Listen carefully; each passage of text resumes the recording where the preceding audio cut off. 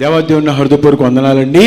అలాగే మరి మన ఆత్మీయ తల్లిదండ్రులకు, మరి సభను అలంకించిన దైవజనులకు, ప్రియమైన మరి దేవుని బిడ్డలకు, పెద్దలకు అందరికీ కూడా మన హృదయపూర్వక ధన్యవాదాలు తెలియపరుస్తూ ఉన్నాను. మరి దేవుని యొక్క మహాకృపను బట్టి మరి దేవుడు ఆయన రెక్కల కింద మనకు ఆశ్రయమిస్తూ అనుదినము అనుక్షణము ఆయన కృపాక్షేమంలో మనల్ని కాచి కాపాడుతూ నడిపిస్తూ ఉన్నాడు. అయితే మన జీవితంలో అనేకమైన అవకతవకలు మనం చూస్తూ ఉంటాం.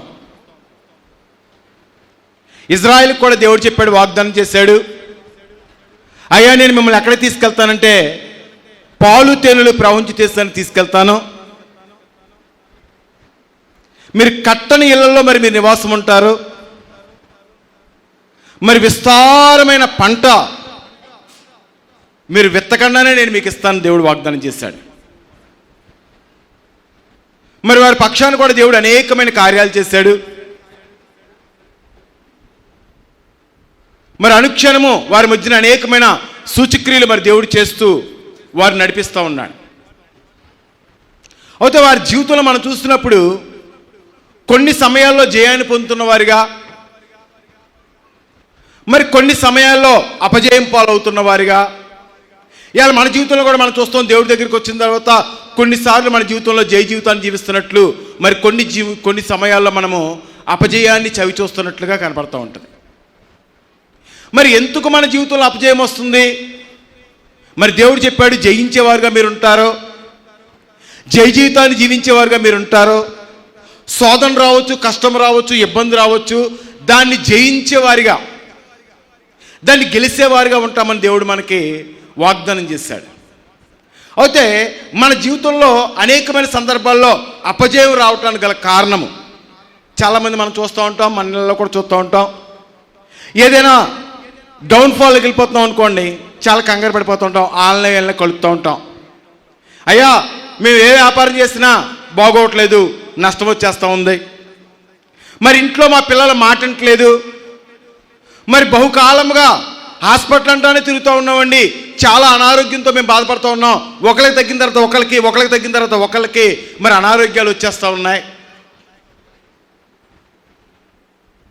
అయ్యా మేము ఏది చేసినా రాణించట్లేదు, మా జీవితంలో మేము అపజయాన్ని చూస్తూ ఉన్నామని చాలామంది కూడా మరి దైవజనులు కలుపుతూ ఉంటారు. అనేక మందిని కలిసి వారు అనుకుంటూ ఉంటారు వారి జీవితంలో ఈ అపజయాన్ని ఎలా జయించాలి. మరి 7 వారాలు చర్చికి వెళ్తే అపజయాన్ని జయించచ్చా? బాప్తిజం తీసుకుంటే అపజయాన్ని జయించచ్చా? లేదా లోకరీత్గా మనం చూస్తూ ఉంటాం, అనేక మంది ఇక్కడి నుంచి మారి అక్కడికి వెళ్ళండి, అక్కడి నుంచి మారి ఇక్కడికి వెళ్ళండి, లేకపోతే ఇందులో పెట్టండి, అందులో పెట్టండి, లేకపోతే ఇది కట్టుకోండి, అది కట్టుకోండి, గుమ్మం ముందు ఏదైనా పెట్టుకుంటే మరి మన ఇంట్లో ఉన్న అపజయాలు పోతాయా? అంటే దేవుడు మనకి జీవగ్రంథాన్ని ఒకటి ఇచ్చాడు, అందులో అనేక మంది సాక్ష్యాలను మనకి దేవుడు ఏర్పాటు చేశాడు. మరి అలాగే దేవుడు చెప్తున్నాడు, బైబిల్ రీచ్గా, దేవుని యొక్క వాక్య రీచ్గా, అది కష్టమైన ఇబ్బంది అయినా శోధన అయినా నువ్వు దానిలో నడిచినప్పుడు, నీకు కష్టం వచ్చినప్పుడు నేను అండగా ఉంటానని దేవుడు చెప్పాడు. కాబట్టి లోకరీచ్గా మనం నెత్తుకుంటూ ఉండాలా? చాలామంది చెప్తూ ఉంటాం, మనం బొట్టు తీసేయాలి, ఇవన్నీ కూడా చాలామంది చెప్తూ ఉంటాం. కానీ లోక సంబంధమైన క్రియల్ని విడిచిపెట్టేవారుగా మనం ఉండమని తడుకుంటూ ఉంటాం. అపజయం వచ్చినప్పుడు అయ్యో మా కుటుంబంలో ఎలా ఉంది, మా ఇంట్లో ఎలా ఉంది, అలా ఉందని. ఎందుకు అపజయం వస్తుంది, దేనికి అపజయం వస్తుంది, ఎలా మనం పాడైపోతా ఉన్నప్పుడు యెహోషువ గ్రంథంలో మనం చూసినప్పుడు ఇజ్రాయేల్ ప్రజలకు దేవుడు చెప్పాడు, నేను మీకు గొప్ప విజయాన్ని ఇవ్వబోతున్నాను, మీరు నడవండి, నడిచిన ప్రతి స్థలాన్ని నేను ఆశీర్వదిస్తాను. మరి దేవుడి మాటలు తీసుకున్నారు, ఎర్ర సముద్రం పాయలైందండి, యోర్దాను పాయలైంది, వీరు నడుస్తూ ఉన్నారు, దేవుడి ముందు నడుస్తూ ఉన్నారు. మరి కొద్ది లెక్కలిన తర్వాత ఎరుకో దగ్గరికి వెళ్ళేటప్పటికీ వీరికి అపజయం రావటం ప్రారంభించిందండి. అప్పుడు దాకా చాలా బాగా జయించేస్తూ ఉన్నారు, చాలా బాగా యుద్ధం చేస్తూ ఉన్నారు, చాలా బాగా గెలుస్తూ ఉన్నారు. మరి వారి శత్రువుల మీద వారి విజయాన్ని సాధిస్తూ మరి దేవుని స్తుతిస్తూ ఆరాధిస్తూ ముందుకు నడుస్తూ ఉన్నారండి. కానీ కొద్ది లెక్క వెళ్ళేటప్పటికీ వారికి అపజయం రావటం ప్రారంభించింది.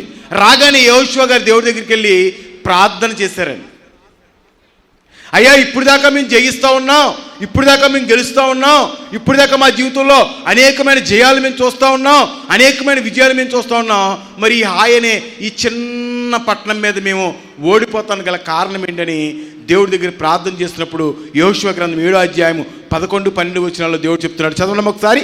యెహోషువ గ్రంథము 7వ అధ్యాయం 11-12 వచనాలు. ఇశ్రాయేలీలు పాపము చేసి ఉన్నారు, నేను వారితో చేసిన నిబంధనను వారు మీరి ఉన్నారు. శపితమైన దానిని కొంత తీసుకొని దొంగిలి బొంకి తమ సామానులో దాచి ఉంచుకొని ఉన్నారు. కాబట్టి ఇశ్రాయేలీలు శాపగ్రస్తులై తమ శత్రువులు ఎదుట నిలువలేక తమ శత్రువులు ఎదుట వెనుకకు తిరిగిరి. దేవుని స్తోత్రం, హల్లెలూయా. దేవుడు చెప్తున్నాడు ఇక్కడ. మరి యెహోషువ ప్రార్థన చేయగా దేవుడు కనబడి మాట్లాడుతూ ఉన్నాడు. అయ్యా, నా ప్రజలకు నేను చేసిన వాగ్దానాన్ని వాళ్ళు విడిచిపెట్టి పాపము ఏం చేశారంటండి. మనం అడుగుతూ ఉంటాం, అయ్యా మాకు ఇలా మరి వ్యాపారం రాణించబోతానికి ఏమవుతుంది, వ్యాపారం రాణించబోతానికి ఏం జరుగుతుంది, మరి వ్యాపారం బాగా జరగబోతానికి ఏం జరుగుతుంది, మా జీవితంలో డౌన్ఫాల్ చూస్తానికి గల కారణాలు ఏంటని మనము చాలా చాలా చాలా చాలా చాలా విషయాలతో అడుగుకుంటూ ఉంటామండి. కానీ దేవుడు చెప్తున్నాడు, బైబిల్లో దేవుడు చెప్తున్నాడు, మన జీవితంలో అపజయానికి గల కారణము మనం జయించలేకపోతానికి, మన శత్రువుల మధ్యలో మనము ఓడిపోతానికి గల కారణము దేవుడు చెప్తున్నాడు. ఎప్పుడైతే మీ మధ్యలో పాపము ప్రవేశిస్తుందో అప్పుడు మనం ఏం చూస్తామంటే అపజయాన్ని చూసేవారుగా ఉంటాం. మరి పాపం ఎలా ఉంటుంది? మరి పాపం రకరకాల విధాలుగా ఉంటుందండి. మనం అనుకుంటూ ఉంటాం, ఎవరు కరెక్ట్గా ఉంటే వాళ్ళే కరెక్ట్గా ఉన్నారనుకుంటూ ఉంటాం. మనం చేసేది కరెక్ట్ అనుకుంటూ ఉంటామండి. ఎదుటివారి పాపాల కోసం ఇలా అలా మనం చేస్తూ ఉంటాం, కానీ మనం చేసేదంతా కూడా కరెక్ట్ అని మనం అనుకుంటూ ఉంటాం. ఎందుకంటే మొన్న ఈ మధ్య ఒకసారి ఒక యూట్యూబ్లో ఒక చిన్న రీల్ చూస్తాను, పాస్టర్ గారు చెప్తారు, చాలా బాగా చెప్పారు. అమెరికాలో ఒక జంట పార్క్లోకి వెళ్ళారంటండి. పార్క్లోకి వెళ్ళి కూర్చున్నారంటండి. కూర్చుని కానీ చేపటికి వాళ్ళకి కనిపించిందంటండి, ఎదురుగుండా ఒక రెస్టారెంట్ కనపడ్డదంట. రెస్టారెంట్కి వెళ్ళి అనుకున్నారంటండి, ఒక చికెన్ లాంటిది ఏదైనా తినాలనుకున్నారంటండి. వీళ్ళ భార్యాభర్తలు ఇద్దరు కూడా మరి రెస్టారెంట్కి వెళ్ళారంటండి. అక్కడ అడిగారంట, మాకు ఇలాగ పలానా చికెన్ కావాలని అడిగారంటండి. వాళ్ళు ఎంత బాక్స్ మరి తయారు చేసి వాళ్ళ చేతిలో పెట్టారంటండి. ఇలాగా పెట్టగానే మళ్ళీ వాళ్ళ పార్క్లో తీసుకొచ్చి మరి దాన్ని ఓపెన్ చేసి మరి తిందాం అనుకునేప్పటికీ దాని నిండా డబ్బులు డాలర్లు ఉన్నాయంటండి. ఆ బాక్స్ నిండా బాక్స్ అంతా నిండిపోయి ఉన్నాయంటండి. చాలా వేల రూపాయల లక్షల మరి డాలర్స్ ఉన్నాయంటండి. ఎందుకంటే అక్కడ దొంగలు వస్తూ ఉంటారంటే భయపడి వీళ్ళు ఏం చేశారంటండి, ఈ పార్సిల్ ఇచ్చే బాక్స్లో డాలర్లు అన్నీ జాతి పెట్టారంటండి. ఈ చికెన్ బాయ్ ఏమి చేశారంటండి, ఈ ధనం ఉన్న బాక్సులు ఇచ్చేసారంటండి. ఇద్దరు తెచ్చుకున్నారండి. ఇలా ఓపెన్ చేసి చూడగానే దాని నిండా ధనం ఉందంటండి. వాళ్ళిద్దరూ ఆలోచించారంట, ఇది మనం తీసుకోవాలా ఇచ్చేయాలా, తీసుకోవాలా ఇచ్చేయాలని వాళ్ళిద్దరూ అనుకున్నారండి. తప్పు, ఒకళ్ళ డబ్బు మన దగ్గర ఉండకూడదు, ఒకళ్ళ రూపాయి మన దగ్గర ఉండకూడదు, ఒకళ్ళది మనం ఆశించకూడదు. కాబట్టి పట్టుకెళ్ళి ఏం చేద్దామంటే ఆ ఓనర్ గారికి ఇచ్చేద్దామని ఈ ధనమంతా పట్టుకెళ్ళి ఓనర్ గారికి ఇచ్చేసారంట. అంటే పాపం ఎలా ఉంటుందో చెప్తున్నాను మీకు. వాళ్ళ మనసు చూడండి, వారు అంటూ ఉన్నారు, ఈ ధనమంతా పట్టుకెళ్ళి, ఇది మంద కాదు కాబట్టి ఎవరికి ఇచ్చేద్దామంటే ఈ ధనమంతా పట్టుకెళ్ళి ఓనర్ గారికి ఇచ్చేద్దామని చెప్పి ఓనర్ గారి దగ్గర పట్టుకెళ్ళి ఓనర్ గారి దగ్గర ఇది చెప్పారంటండి. ఇలా మేము చికెన్ అడిగామండి, అయితే మీ వాళ్ళు మాకు ఏం చేశారంటే మరి ఇంత ధనాన్ని మాకు ఇచ్చేసారు కాబట్టి ఇదిగోండి ధనం మీదని చెప్పేసి ఇచ్చేసారంటండి. ఓనర్ గారు ఆ డబ్బంతా చూసి, ఇంత ధనాన్ని నేను చాలామందిని చూశాను, ఇంత నమ్మకస్తులు నేను ఎక్కడ చూడలేదు, నేను చాలామందిని చూశాను, ఇంతలా ఉన్న వాళ్ళని ఎవరిని చూడలేదు, మీరు చాలా మరి మంచిగా ఉన్నారు, చాలా గొప్ప పని చేశారు, చాలా మేలైన పని చేశారు, మీరు చాలా నిజాయితీ పరులు కాబట్టి నేను మీడియాని పిలిచి పోలీసు వాళ్ళని పిలిచి మిమ్మల్ని ఎక్కడేస్తానంటే పేపర్లో వేయించి మిమ్మల్ని మరి నేను ఒక సన్మాన సభ చేస్తానని చెప్పి ఆయన అడిగాడంట. అడుగుతుంటే వీళ్ళిద్దరూ కూడా ఆయన అడుగుతున్నారంటండి, వద్దు, మాకు సన్మాన సభ వద్దు, పేపర్లు వేయొద్దు, పోలీసు వాళ్ళని పిలవద్దు, మీ డబ్బు మట్టికి మీరు తీసేసుకోండి. ఆయన అన్నాడంటే మీరు నాకు చాలా మేలు చేశారు, బొకే ఇచ్చాడంటండి, చికెన్ ఇచ్చాడంటండి, ఇంకా స్వీట్ ఇచ్చాడంట, ఇంకా ఆయన తృప్తి లేక అన్నాడంటండి. ఇలా కాదు, మిమ్మల్ని కంపల్సరీ నేను ఏం చేస్తానంటే ఫోటో తీయించి మీడియా వాళ్ళని పిలిచి పేపర్లో ఏం తను బతిమాలితే ఆయన 2 కాళ్ళు పట్టుకుని వీళ్ళిద్దరూ బతిమాలుతూ ఉన్నారంటండి. అయ్యా మా ఫోటో పేపర్లో వేయద్దు, మా ఫోటో ఎవరికండి పోలీసు వాళ్ళు పిలవద్దు, మీడియా వాళ్ళని పిలవద్దని ఆయన 2 కాళ్ళు పట్టుకునేప్పటికీ ఈయన ఆశ్చర్యపోయాడండి. అలా కాదు, మీరు ఎందుకు అలా అంటారు అన్నప్పుడు చెప్పాడంటండి, ఈమె నా భార్య కాదు. ఎవరు కాదంటండి? ఆమె భర్త కాదంటండి, ఈమె భార్య కాదంట. కానీ వాళ్ళు ఏం చేస్తున్నారండి, డబ్బు ఇచ్చేసే కాడ చాలా నమ్మకంగా ఉన్నారు, డబ్బు ఇచ్చేసే కాడ చాలా విశ్వాసంగా ఉన్నారు, డబ్బు ఇచ్చేసే కాడ చాలా నమ్మకమైన జీవితాన్ని జీవిస్తున్నారు. కానీ వారి భర్త యందు కానీ భార్య యందు కానీ నమ్మకమైన జీవితాన్ని ఇవాళ చాలామంది మనం అనుకుంటూ ఉంటాం, వ్యభిచారం చేసే వాళ్ళని చూసి వాళ్ళ పాపంలో ఉన్నారు, దొంగతనం చేసే వాళ్ళని చూసి వాళ్ళ పాపంలో ఉన్నారు, లేకపోతే కోపగించే వాళ్ళని చూసి వీళ్ళ పాపంలో ఉన్నారు, లేకపోతే పలానా వాళ్ళు పలానా పాపంలో ఉన్నారని మనం అనుకుంటూ ఉంటాం. మన పాపాన్ని ఏం చేస్తామంటే కప్పెట్టేసేవారుగా, మనలో ఉన్న కొద్దిగా నీతిని కొద్దిగా యథార్థతను చూసుకుని మనం అనుకుంటూ ఉంటాం, కప్పెట్టేసే వాళ్ళుగా ఉంటాం. కానీ దేవుడు చెప్తున్నాడు, దేవుని సన్నిధిలో మన నీతిమంతులుగా ఉండాలి. ఒక ముడతైనా డాగ్ అయినా లేకుండా పరిశుద్ధమైన జీవితాన్ని మనము కలిగి ఉండాలి. కాబట్టి పాపం మనల్ని ఏం చేస్తుందంటే ఒకరోజు పట్టించేస్తుంది, పాపం మనల్ని ఏం చేస్తుందంటే పాడు చేస్తుంది. పాపం ఏం చేస్తుందంటే మన జీవితంలో అపజయాన్ని చూసేలా చేస్తుంది. కాబట్టి పాపం విషయంలో చాలా జాగ్రత్తగా ఉండాలి. మన జీవితంలో జయం రావాలి. ఎందుకంటే ప్రతి ఒక్కళ్ళం కోరుకుంటాం, వ్యాపారం చేస్తే వ్యాపారంలో ఏమవ్వాలండి, సంపాదించాలి. మరి పంట వేసామంటే పంటలో సంపాదించాలి. మన అబ్బాయిని చదివించామంటే ఉద్యోగం రావాలి. మన అమ్మాయి మరి ఎగ్జామ్ రాసిందని మనం కోరుకుంటూ ఉంటాం, మరి మంచి మార్కులతో పాస్ అవ్వాలి. మనం నీట్ రాశారంటే చాలామంది పిల్లలు, మెడికల్కి సంబంధించి నీట్ రాశారంటే చాలామంది పిల్లలు అడిగారు, అయ్యా ప్రార్థన చేయండి, నీట్లో మా అమ్మాయి సీట్ కొట్టాలి అంటే గెలవాలి. మన జీవితంలో మనం కోరుకుంటూ ఉంటాం, జై జీవితాన్ని కావాలని కోరుకుంటాం. కాబట్టి అలాంటి జై జీవితాన్ని దేవుని సన్నిధిలో మనం బ్రతకాలి అంటే దేవుడు చెప్తున్నాడు, పాపముని ఇంట్లో ఉండకూడదు. ఎప్పుడైతే నీలో పాపం ప్రవేశిస్తుందో, నీ గృహంలో పాపం ప్రవేశిస్తుందో, అప్పుడు ఏం ప్రారంభమవుతుందండి, అపజయము. అది వ్యాపారంలో అవ్వచ్చు, నీ ఆధ్యాత్మికమైన జీవితంలో అవ్వచ్చు, నీ కుటుంబ జీవితంలో అవ్వచ్చు. మరి పాపం ఏం చేస్తుందని మనం చూసినప్పుడు బైబిల్లో ఆది కాండంలో ఆది దంపతులు మనం జ్ఞాపకం చేసుకున్నప్పుడు వారిద్దరూ దేవుడి దగ్గర ఉన్నారు. దేవుడు చెప్పాడు, అయ్యా సమస్తాన్ని మీకు ఇస్తున్నాను, అన్నీ మీకు ఆశీర్వదించి నేను ఇస్తున్నాను, ప్రతి దాన్ని నేను మీకు దీవించిస్తున్నాను, మీరు సంతోషంగా బ్రతకండి, మీ జీవితకాలం అంతా కూడా మరి దీవెనకరమైన జీవితాన్ని జీవించమని వారిని అన్ని విషయాల్లో దేవుడు ఆశీర్వదించి చెప్పాడంటండి. ఆ పండు మాత్రం ముట్టుకోవద్దు. చాలామంది అంటారు పాపం అంటే ఏంటి? యోహాను సువార్తలో దేవుడు చెప్తున్నాడు, 1వ యోహాను పత్రికలో దేవుడు చెప్తున్నాడు, ఆజ్ఞాతిక్రమమే పాపం. దేవుడి మాట మీరు నువ్వు పనిచేస్తామే పాపం. దేవుడి యొక్క ఉద్దేశాలను విడిచిపెడతామే పాపం. దేవుడి యొక్క తలంపుని విడిచిపెట్టి లోక సంబంధమైన నీ స్వబుద్ధిని ఆధారం చేసుకుని నువ్వు బ్రతకటమే పాపం. మరి పాపం మనల్ని ఏం చేస్తుంది? ఒకటి మనం చూసాం, అపజయాన్ని తీసుకొచ్చింది. రెండోదిగా మనం చూస్తే ఏదోని తోటలోంచి దేవునికి ఆదాముని అవ్వనే. ఎప్పుడైతే పాపం మనం చేస్తామో ఎవరికి దూరం అయిపోతామండి? ఎవరికే? దేవుడు లేకపోతే ఏమైనా ఉంటుందా? దేవుడు లేని కుటుంబం ఆశీర్వాదకరంగా ఉంటుందా? దేవుడు లేని ఇల్లు ఆశీర్వాదకరంగా ఉంటుందా? దేవుడు నివాసం లేని హృదయము ఆశీర్వాదకరంగా ఉంటుందంటే దేవుడు చెప్తున్నాడు, ఎప్పుడైతే దేవుడు మనకు దూరం అయిపోతాడో, ఎప్పుడైతే నువ్వు మన పాపాన్ని తీసుకొచ్చి ఇంట్లో పెట్టుకుంటామో, శాపాన్ని తీసుకొచ్చి ఇంట్లో పెట్టుకుంటామో, మన కుటుంబాలు ఏమవుతాయంటే శాపగ్రస్తంగా మారిపోతాయి. అప్పుడు దాకా ఆదామింట్లో ఆహారం ఉంది, అప్పుడు దాకా ఆదామింట్లో అన్నీ ఉన్నాయి. ఆదాముని దేవుడు అన్ని విషయాల్లో ఆశించాడు, అన్ని విషయాల్లో దీవించాడు, అన్ని విషయాల్లో ఆదాముని దేవుడు గణపరుస్తా, అన్ని విషయాల్లో దేవుడు ఆదాముని మరి మహింపరచకుండా నడిపించాడు. కానీ ఎప్పుడైతే దేవాతి దేవుడికి ఆదాము దూరమైపోతాం ప్రారంభించాడో, మరి ఆదాము కుటుంబంలోకి ఏమొచ్చిందన్నప్పుడు మనం చూసినప్పుడు 13, 14 లేకపోతే 15 వచనాల్లో మనం చూస్తే ఆదాము కుటుంబంలోకి శాపము వచ్చింది. ఎంతో కష్టపడుతున్నాడంటండి, భూమిలో ప్రయాసపడుతున్నాడంటండి,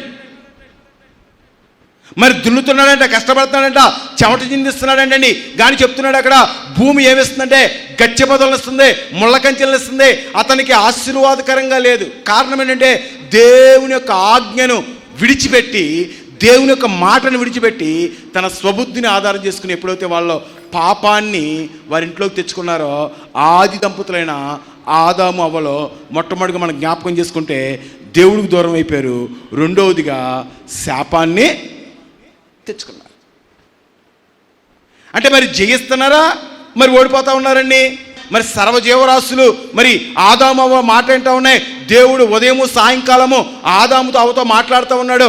వారు క్షేమకరమైన జీవితాన్ని జీవిస్తూ ఉన్నారు. కానీ ఎప్పుడైతే దేవునికి వ్యతిరేకమైన పాపాన్ని, గుర్తుపెట్టుకోండి, చాలామంది మన ఇంట్లో అపజయం జరిగినప్పుడు ఏదైనా ప్రాబ్లం వచ్చినప్పుడు దేవుడి దగ్గరికి వెళ్ళకుండా మనం చాలా చోట్ల ఎత్తుకుంటూ ఉంటాం.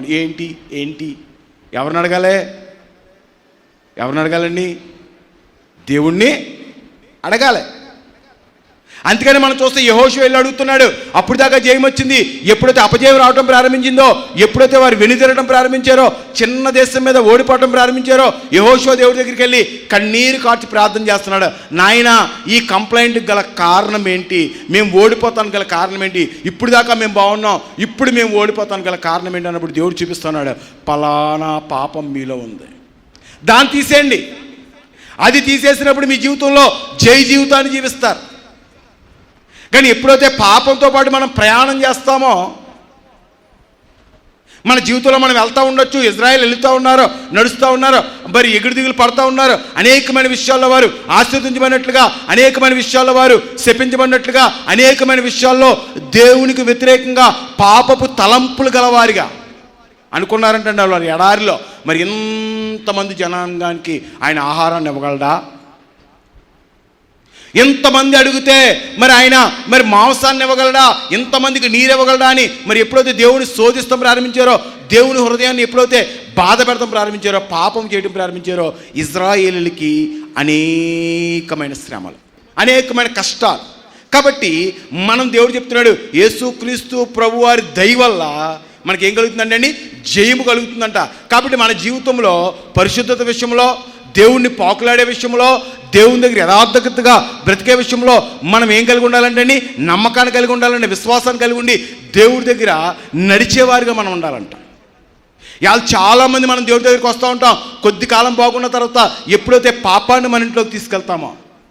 అందుకని దావీదుని మనం జ్ఞాపకం చేసుకున్నప్పుడు మరి దేవునికి ఒక హృదయానుసారుడిగా, బైబిల్లో చాలా ఒక ప్రాముఖ్యమైన వ్యక్తిగా, ఇంకా బైబిల్లో దేవుడు అతని కోసం చెప్పాడు, ఇతడు నా ఉద్దేశములు, నా ఆలోచనలు, నా తలంపులు ఎరిగినవాడు, నాకు ప్రియుడని దేవుడు చెప్పాడు. అంత గొప్ప దావీదు ఎప్పుడైతే పాపానికి తన ఇంట్లో అవకాశాన్ని ఇచ్చాడో, ఎప్పుడైతే పాపం చేయడం ప్రారంభించాడో, మరి దావీదుకి ఎలాంటి సమస్య వచ్చింది, ఎలాంటి ఇబ్బంది వచ్చిందని బైబిల్లో మనం చూసినప్పుడు చూడండి. ఒకసారి 12వ అధ్యాయం 10వ వచనం చదవండి. 2 సమూయేలు గ్రంథం.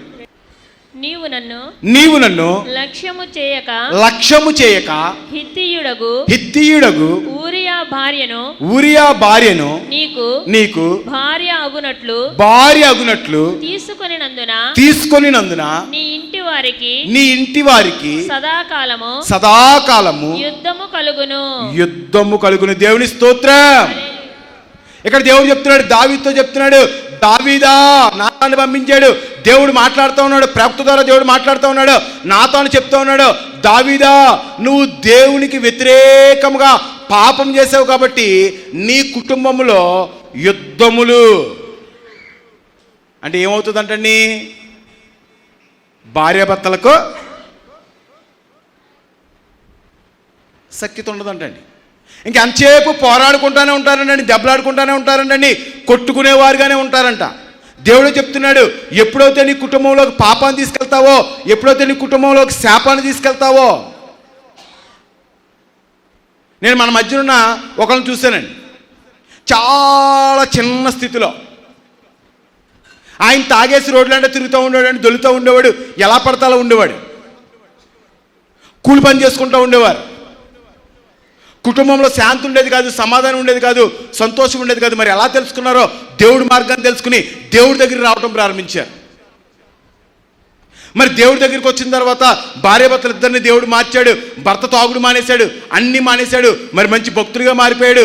మరి దేవుడు వాళ్ళకే కొన్ని స్థలాలు ఇచ్చాడు, మరి కొన్ని ఏమో మోటార్ సైకిల్ కొనుక్కున్నారు, ఇంకా దేవుడు ఆశీర్వదిస్తున్నాడు. అన్ని విధాలుగా బాగుందండి. దేవుడు చెప్తున్నాడు, నేను చెప్పట్లే, మీరు జ్ఞాపకం ఉంచుకోండి. మీరు అక్కడికి వెళ్ళి ఎక్కడికి వెళ్ళి ఇదేమన్నా కట్టాలా, అదేమన్నా కట్టాలా, తూర్పు తిప్పాలా, పనమడు తిప్పాలా, మరి దక్షిణాన్ని తిప్పాలని అడుగుతారు కదా. బైబిల్లో అయితే దేవుడు చెప్తున్నాడు, పాపము నీలోకి ప్రవేశించినప్పుడు ఏమొచ్చేస్తుందండి? శాపం వచ్చేస్తుందంట.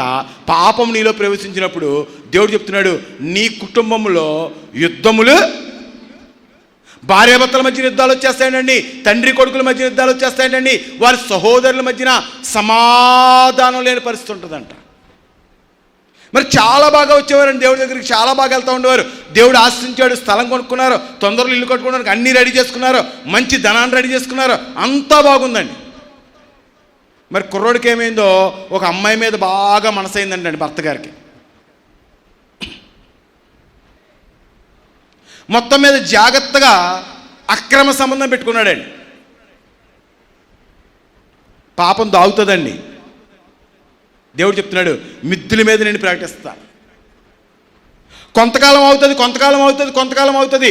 ఆ తర్వాత వారి కుటుంబంలో భయంకరమైన యుద్ధాలు. చాలాసార్లు వచ్చి మళ్ళీ తర్వాత నాన్నగారి దగ్గర ప్రార్థన చేసుకున్నారు, అయ్యా అప్పుడు దాకా మా ఆవిడ చాలా మంచిదనేవాడు అండి, చాలా గొప్పదనేవాడు. ఇప్పుడు చెప్తూ ఉంటాడు, మా ఆవిడ చాలా గయ్యాలండి. ఇప్పుడు చెప్తూ ఉంటాడు, ఆవిడ చెప్తూ ఉంటుంది, మా ఆయన అసలు చెప్పిన మాట ఏంట్లేదండి, చాలా మరి లోకంలోకి వెళ్ళిపోతూ ఉన్నాడని చెప్పి భార్యాభర్తలు ఇద్దరు కూడా కొట్టుకునేవారుగా, వారి కుటుంబంలో శాంతి లేని వారిగా.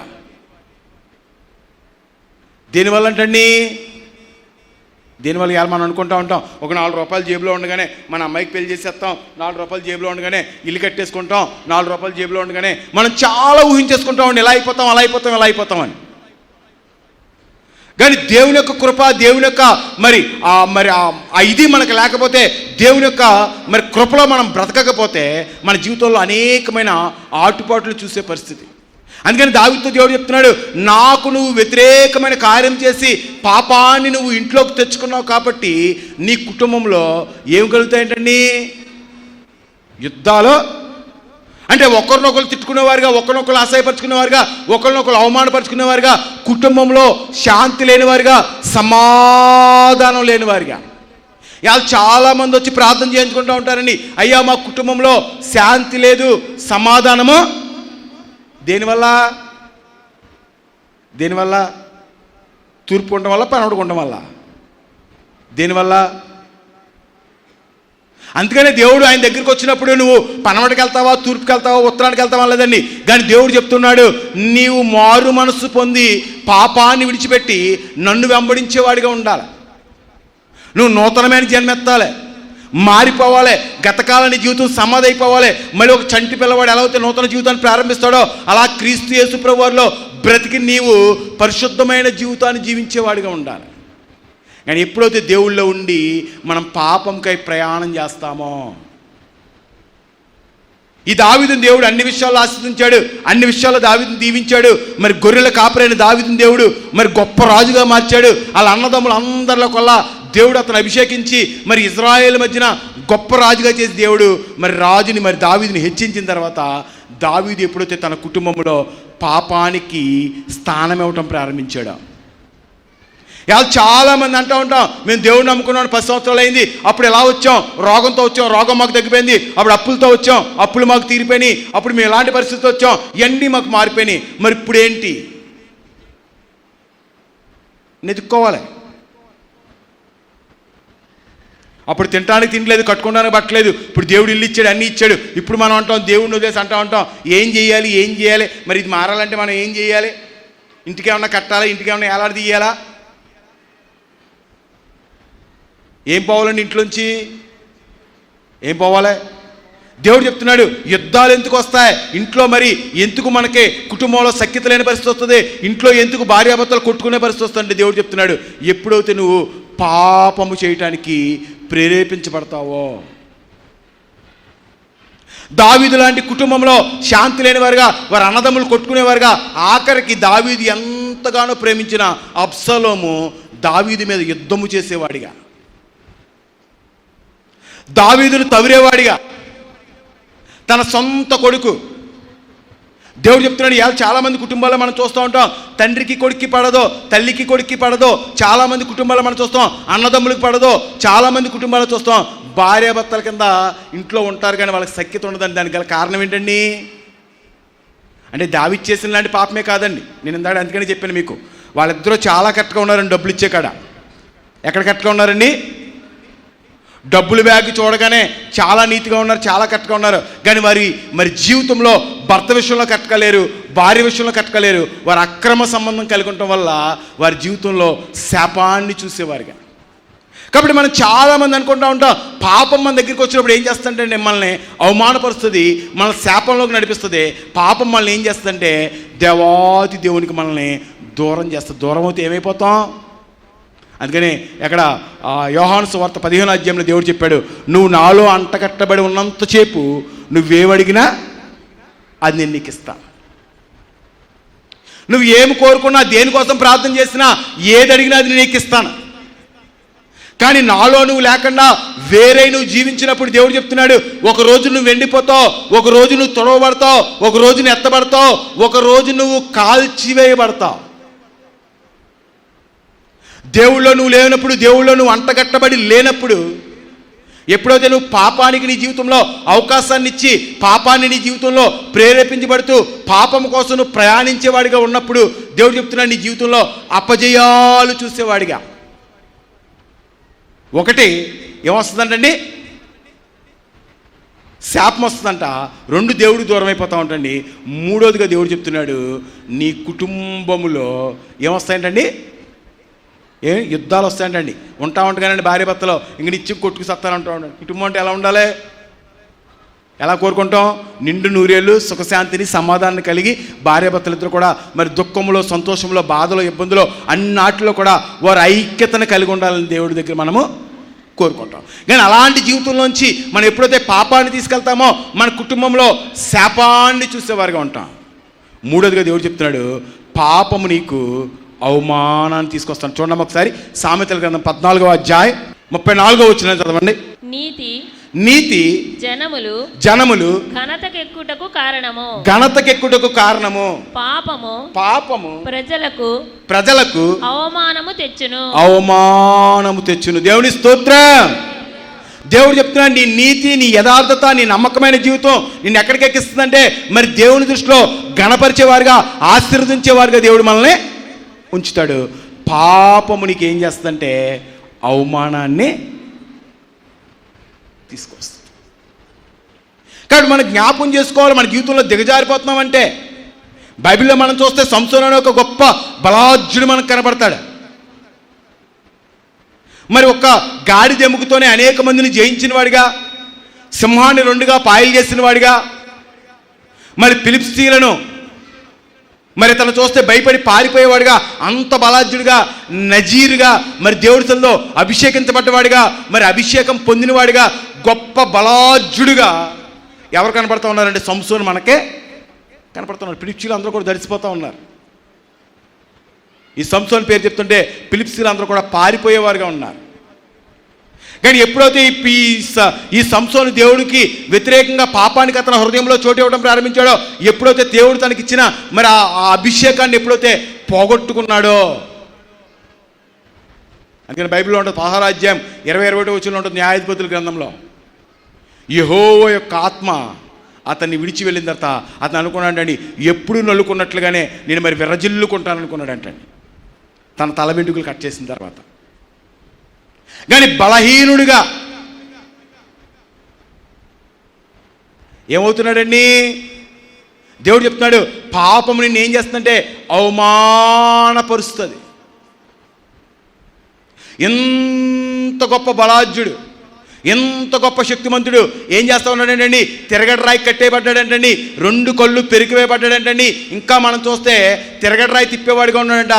అక్కడ అనేక మంది చిన్నపిల్లలు రాళ్ళెట్టు కొడుతూ మరి సంసోన్ని అవమానపరుస్తూ ఉన్నారంట. కాబట్టి గుర్తుపెట్టుకోవాలి.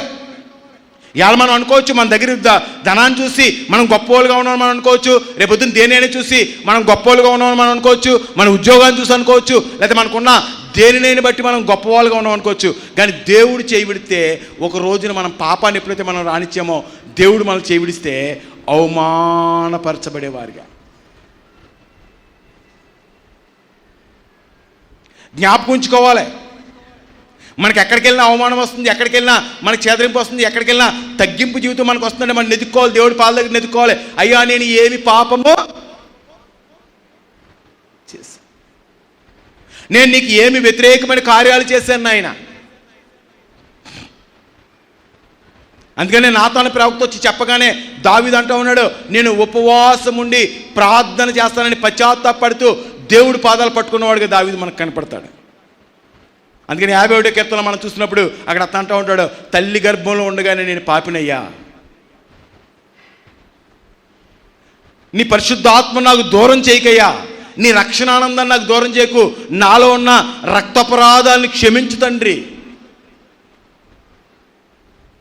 విరిగి నలిగిన హృదయాన్ని నాకు దయచేయి ప్రభువా, పాపాన్ని ఒప్పుకోగల మనస్సును నాకు దయచేయి.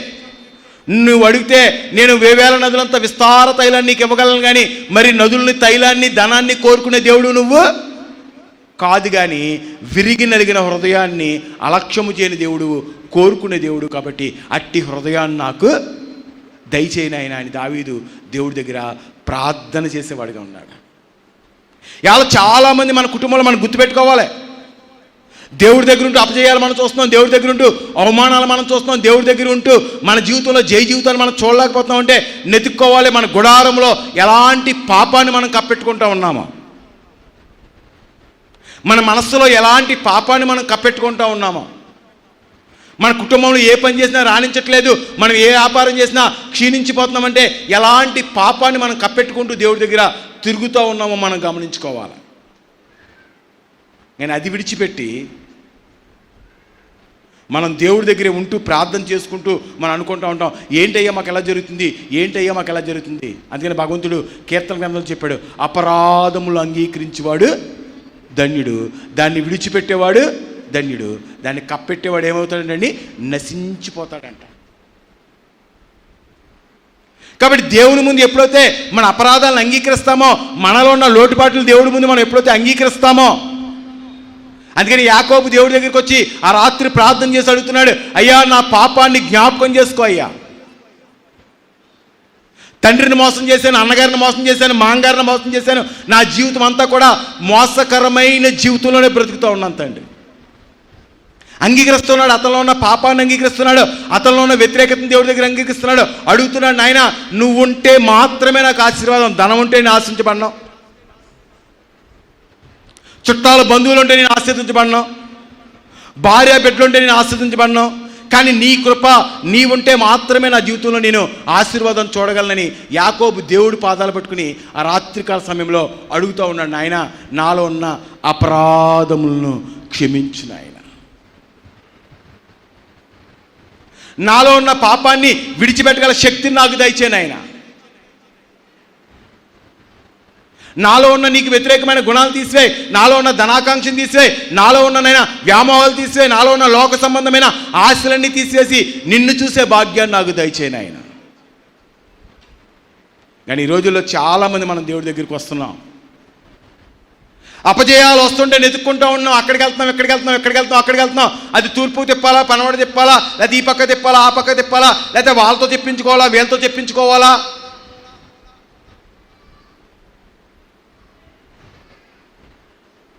మొన్న ఒక ఆవిడ అంటుందండి, వాళ్ళ అబ్బాయికి పెళ్ళి అవ్వట్లేదండి, ఎవరో చెప్పారంట, ఉంగరం వేయించుకోమ్మా, ఉంగరం వేయించుకుంటే పెళ్ళి అయిపోతుందండి, రాయి వేయించుకుంటే పెళ్ళి అయిపోతుందంట. ఆవిడ చెప్తుంది, మళ్ళీ నా దగ్గరికి వచ్చి వేయించుకున్నానండి, అయిపోయిందండి. అయిపోయిన తర్వాత ఏమైందమ్మా, ఆవిడ చెప్తుంది, అయ్యా ఉంగరం పోయిందయ్యా, మా అబ్బాయి చాలా బాధపడిపోయాడు, నేను ప్రార్థన చేసుకున్నాను దేవుడి దగ్గర, దేవుడు చెప్పాడు అది అపరిశుద్ధమైంది, ఇంక పోయింది, కనపడదని చెప్పాడంటండి. సౌలు ఎక్కడికి వెళ్ళాడండి, ఎక్కడికి వెళ్ళాడు, దేవుడు చెప్పాడు, మీ మధ్యలో ఉన్న సోది వారిని అందరినీ తీసివేయండి. దేవుడు చెప్పాడు, నువ్వు నా పాదాల దగ్గరికి రమ్మంటే ఎప్పుడైతే సౌలు వెతుక్కుంటూ మరి ఎక్కడికెళ్ళి సోద్దాని దగ్గరికి వెళ్ళాడు, పాపాన్ని వెతుక్కుంటూ వెళ్ళాడు. చాలామంది ఉన్నారని ఇలాగా చాలామంది ఉన్నారు. ఆవిడ అంటుంది, అయ్యా దేవుడే చెప్పాడండి నాకు ఆ ఉంగరాన్ని మరి దేవుడే మాయం చేశాడండి, ఇంకా అపరిశుద్ధత అక్కడితో పోయిందంటండి. ఎక్కడితో పోద్ది అపరిశుద్ధత? ఎప్పుడైతే నీ పాపాన్ని దేవుడి దగ్గర అంగీకరిస్తావో, అందుకని చెప్తున్నాడు దేవుడు, ఎవరి వీళ్ళందరూ అన్నప్పుడు దేవుడు చెప్తున్నాడు, మరి వాక్యాన్ని విని వాక్యానుసారమైన జీవితాన్ని జీవించి శ్రద్ధగా దేవుడి దగ్గర నడిచి మరి వాళ్ళు ఉన్నప్పుడు, ఆపత్కాలం వచ్చినప్పుడు, శోధన కాలం వచ్చినప్పుడు, కష్టం వచ్చినప్పుడు నేను వారికి ఆదరణకర్తగా ఉంటాను. కానీ వాక్యాన్ని మనం విడిచిపెట్టి, దేవుని విడిచిపెట్టి లోక సంబంధమైన మనం తడుకుంటే తాత్కాలికమైన చిన్న ఏమైనా రావచ్చు. ఎందుకంటే ఇజ్రాయెల్ పేసి పెడితే దేవుడు ఏమి ఇచ్చాడండి? మాంసాన్ని ఇచ్చాడు. వాళ్ళు అడిగారంటండి, మాకు మాంసం కావాలన్నారంటండి. మాంసాన్ని ఇచ్చాడు దేవుడు. బైబిల్లో రాయబడి ఉంది, వారు ఇంకా తింటా ఉండగానే, వారి మాంసం నోట్లో ఉండగానే వారు చచ్చిన వారిగా మార్చబడ్డారు. కాబట్టి దేవుడు చెప్తున్నాడు, పాపం నిన్ను ఏం చేస్తుందంటే అవమానపరుస్తుంది. ఇలా గడిచిపోయిన రోజు, అయిపోయిన రోజు మన రోజు కాదండి, ఇంకా గడవలసిన దినాలు ఎన్నో ఉన్నాయి. ఎందుకంటే బైబిల్లో దేవుడు చెప్పాడు, పుట్టినరోజు కన్నా చచ్చిన రోజు చాలా గొప్పదంటండి, ఆశీర్వాదకరమైన. ఆ రోజుతో కీళ్ళు కర్మలు అన్నీ పోతాయండి, ఇంకా వేరే గొడవ ఉండదు. బ్రతికున్నంత కాలము మనం అద్దరి చేరే వరకు కూడా దేవుని దగ్గర పరిశుద్ధమైన జీవితాన్ని జీవించాలి. అందుకని బైబిల్లో మనము ఏలీ కుమారులు మనం జ్ఞాపకం చేసుకుంటే, మరి ఒక యాజకుని కుమారులు, మరి ఒక దేవుని యొక్క యాజకత్వం చేస్తున్న కుమారులు, మరి తండ్రి తర్వాత యాజకత్వంలోకి వచ్చిన కుమారులు, మరి సంఘాన్ని నడిపిస్తున్న వారు, వాక్యాన్ని బోధిస్తున్న వాళ్ళు ఏం చేస్తూ ఉన్నారంటే పాపం వైపుకి ప్రయాణం చేస్తున్నారు. చూడండి ఒకసారి 2వ అధ్యాయం 1 సమూయేలు గ్రంథం 2వ అధ్యాయం 17వ వచనం ఉంటుంది. జనులు యెహోవాకు నైవేద్యము చేయుట యందు అసహ్యపడుటకు ఆ యవ్వనులు కారణమైరి గనుక వారి పాపము యెహోవా సన్నిధిని బహు గొప్పదాయను. దేవుని స్తోత్రం. ఎవరండి వీళ్ళు? యాజకులు, మరి ఏలీ కుమారులు. ఎలా మనం అనుకుంటూ ఉంటాం, అన్నయ్య గారు అబ్బాయి లేకపోతే వాళ్ళు వీళ్ళు అంటే వాళ్ళ గొప్పోళ్ళు వీళ్ళ గొప్పోళ్ళు లేకపోతే అన్నయ్య గారి గొప్పోళ్ళు వాళ్ళ గొప్పోళ్ళు అనుకుంటాం. బైబిల్లో చోటని దేవుడు రాశాడు, ఏలీ కూడా మనలాంటి సామాన్యమైన ఒక మానవుడే, కానీ భక్తి కలిగిన వాడిగా ఉన్నాడు. కానీ అతను ఏంటండి, మరి మంచి మనసుతో ప్రార్థన చేసేవాడిగా ఉన్నాడు. కానీ వీళ్ళు ఎప్పుడైతే పాపాన్ని చేయడం ప్రారంభించారో, పాపాన్ని ఆహ్వానిస్తాం ప్రారంభించారో, దేవుని మందిరంలో ఉంటూ దేవుని కార్యాలు చేస్తూ వాక్యం చెప్తూ అనేక మందిని నడిపిస్తూ ఎప్పుడైతే పాప జీవితాన్ని వారు జీవించడం ప్రారంభించారో, వారి జీవితాల్లో మనం చూస్తున్నప్పుడు దేవుడు చెప్తున్నాడు, మరణం వారికి సంభవిస్తుంది. ఏం సంభవిస్తుందంటండి? మరణం వాళ్ళకి సంభవిస్తుందంటండి. అర్ధాంతరంగా మనం అనుకుంటూ ఉంటాం కదా, చిన్న వయసులో ఎందుకు చనిపోతున్నారు, చిన్న వయసులో ఎందుకు ఇలా జరుగుతుంది, మరి కుటుంబంలో ఎందుకు మరణం వచ్చింది అని మనం అనుకుంటూ ఉంటాం కదా. దేవుడు చెప్తున్నాడు, దేవునికి వ్యతిరేకమైన పాపములు మన కుటుంబంలో ప్రవేశించినప్పుడు, దేవునికి వ్యతిరేకమైన కార్యాలు మన కుటుంబంలో ప్రవేశించినప్పుడు, దేవునికి వ్యతిరేకమైన కార్యాలు మనం చేస్తున్నప్పుడు, ఏలీ కుమారులు ఎప్పుడైతే యాజకత్వం చేస్తూ పాపం కోసం ప్రయాణం చేసేవారుగా ఉన్నారో, వారి జీవితంలో మనం చూస్తే యవ్వన కాలంలో ఉండగానే, మరి 4వ అధ్యాయం 17వ వచనం, 1 సమూయేలు గ్రంథం 4వ అధ్యాయం 17వ వచనం చూస్తే, యుద్ధములో ఏలీ కొడుకులు ఇద్దరు కూడా చచ్చిపోయారంట. కారణం ఏంటండి? దేవుడు చెప్తున్నాడు, దీర్ఘాయుష్ని నీకు ఇస్తాను. దేవుడు చెప్తున్నాడు, నీ పిల్లలను చూసే ఆయుష్ని నీకు ఇస్తాను. మరి అబ్రహాము మరి బహుకాలం బ్రతికాడని, యోబు బహుకాలం బ్రతికాడని, యాకోబు బహుకాలం బ్రతికాడని, యోసేపు బహుకాలము జీవించేవాడిగా ఉన్నాడని జీవగ్రంథం చెప్తుంది. కానీ ఏలీ కుమారుల యొక్క జీవితము అర్ధాంతరంగా ఆగిపోతాను గల కారణము, ఏలీ కుమారులు ఏం చేయటం ప్రారంభించారండి? పాపము చేయటం ప్రారంభించారు. పాపాన్ని వారి కుటుంబంలోకి రానివ్వడం ప్రారంభించారు. పాపాన్ని వారి దేవుని సన్నిధిలో ఎప్పుడైతే చేయటం ప్రారంభించారో, దేవుని యొక్క ఉగ్రత ఎవరి మీదకి వచ్చిందండి? ఏలి కుమారుల మీద కంటే యాజకుల మీదకి దేవుని యొక్క ఉగ్రత. అది వాళ్ళ కుటుంబంలో ఏం తీసుకొచ్చిందంటే మరణాన్ని తీసుకొచ్చింది. కాబట్టి పాపం చేసేటప్పుడు చాలా జాగ్రత్తగా ఉండాలి. చాలా జాగ్రత్తగా అంటే ఎవరికి తెలియకుండా చాలా జాగ్రత్తగా చేస్తాం అనుకుంటున్నారేమో. యేసోపు చెప్తున్నాడు, యెహోవాకు వ్యతిరేకంగా పాపం చేయటానికి నేను పనికిరాను. యెహోవాకు వ్యతిరేకమైన జీవితాన్ని నేను జీవిస్తానికి పనికిరాను. కాబట్టి జ్ఞాపకం ఉంచుకోవాలి. ఇలా మనం 4 వాక్యాలు చెప్పేస్తాం, లేకపోతే బైబిల్ చెప్పేస్తామో, లేకపోతే ఇలా నడిపించేస్తామంటే కాదు. కానీ ఎప్పుడైతే మన జీవితంలో పాపానికి మనం చోటిస్తామో, అది విశ్వాసులు అవ్వచ్చు. మాలాంటి యాజకులకి అయితే దేవుడు చెప్పాడు 2 సార్లు వడపోతాడండి. మన టీ ఎన్నిసార్లు వడపోతాం? ఒకసారి వడపోసి తాగేస్తామండి. దేవుడు చెప్తున్నాడు యాజకుల్ని 2 సార్లు వడపోతాడండి. అంటే ఒక చిన్న డాగు మచ్చ కూడా వాళ్ళలో. మరి ఇశ్రాయేలు మధ్యన అపజయం రావడానికి గల కారణము, ఇశ్రాయేలు మధ్యన మరి ఏలీ లాంటి గొప్ప ప్రవక్తుండి ప్రార్థన చేసి అనేకమైన విజయాలు చూసిన ఏలీ లాంటి ప్రవక్త కుటుంబంలో అపజయం రావడానికి గల కారణము ఎప్పుడైతే వాళ్ళు పాపానికి చోటు ఇవ్వడం ప్రారంభించారో. మరి దేవుడి గుడికి వచ్చిన స్త్రీలని అల్లరి చేస్తూ ఉన్నారంట. అనేక మందిని పాడు చేస్తూ ఉన్నారంట. దేవుడు చెప్తున్నాడు అలాంటి వారికి ఏమొస్తుందంటే దేవుడు చెప్తున్నాడు మరణం సంభవిస్తుంది. ఎప్పుడైతే మన కుటుంబంలోకి పాపాన్ని మనం తీసుకొచ్చామో, ఎప్పుడైతే దేవుని యొక్క ఉగ్రతను మనం తీసుకొచ్చుకున్నామో, దేవుడికి ఎప్పుడైతే కోపము రేపేగా మా వారిగా మనం ఉన్నామో, ఆ కోపం మనల్ని ఏం చేస్తుందంటే 1 శాపగ్రస్తం చేస్తుంది, 2 దేవుడికి దూరం చేస్తుంది, 3 మనల్ని అవమానపరుస్తుంది, 4 మన కుటుంబంలో యుద్ధాలు తీసుకొస్తుంది, 5 ఏం చేస్తుందండి మరణాన్ని తీసుకొస్తుంది. మరి దీన్ని ఎలా జయించాలి? ఇప్పుడు దాకా మీరు చెప్పేశారు అన్నీ బాగున్నాయండి, అంతా బాగుంది, పాపం అని చెప్తున్నారు, ఎలా అని చెప్తున్నారు. ఈ పాపాన్ని మనం ఎలా జయించాలి? ఏ విధంగా జయించాలి? పాపాన్ని జయించాలంటే మనకి ఏముండాలి? ఏం చేస్తే మనం పాపాన్ని జయించగలం? ఎలా మనం పాపాన్ని జయించగలం? అపజయంలోంచి జయంలోకి మనం ఎలా రాగలం? ఏ విధంగా వస్తాం అని మనం చూసినప్పుడు బైబిల్ గ్రంథంలో మోషే కాలంలో ఒక గొప్ప యుద్ధం జరుగుతుందండి. కింద ఒక గొప్ప యుద్ధం జరుగుతుంది, చాలా పెద్ద యుద్ధం జరుగుతుంది. యుద్ధం జరుగుతున్నప్పుడు కింద యెహోషువ ఉన్నారు, కాలేబు ఉన్నారు, ఇంకా ఇజ్రాయేల్ సైన్యము చాలామంది ఉన్నారు. యుద్ధము చాలా బాగా చేస్తున్నారండి.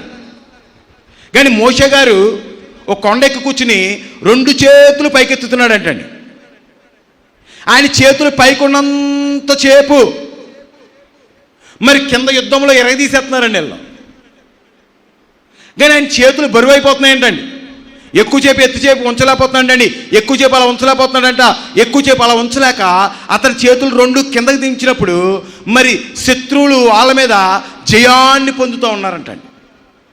మోషే గారు 2 చేతులు పైకెత్తులని చేపు కర్ర పైకెత్తి పట్టుకుని 2 చేతులు పైకెత్తి మరి దేవుని వైపుకి సర్వశక్తుని వైపు తిరిగి ప్రార్థన చేస్తున్నాం చేపు ఏం చేస్తున్నారండి? ఇజ్రాయేలు విజయాన్ని సాధిస్తూ ఉన్నారు. కానీ ఎప్పుడైతే వారు మరి ఆ చేతులు కింద దిగిపోతున్నాయో, ఆయనకి ఎప్పుడైతే బలం సరిపడలేదో, ఎప్పుడైతే ప్రార్థన ఆపుతం ప్రారంభించారో, వారి జీవితంలో అపజయాన్ని చూడటం ప్రారంభించారు. అంటే జయించాలంటే ఏముండాలండి మన దగ్గర? ఏముండాలి?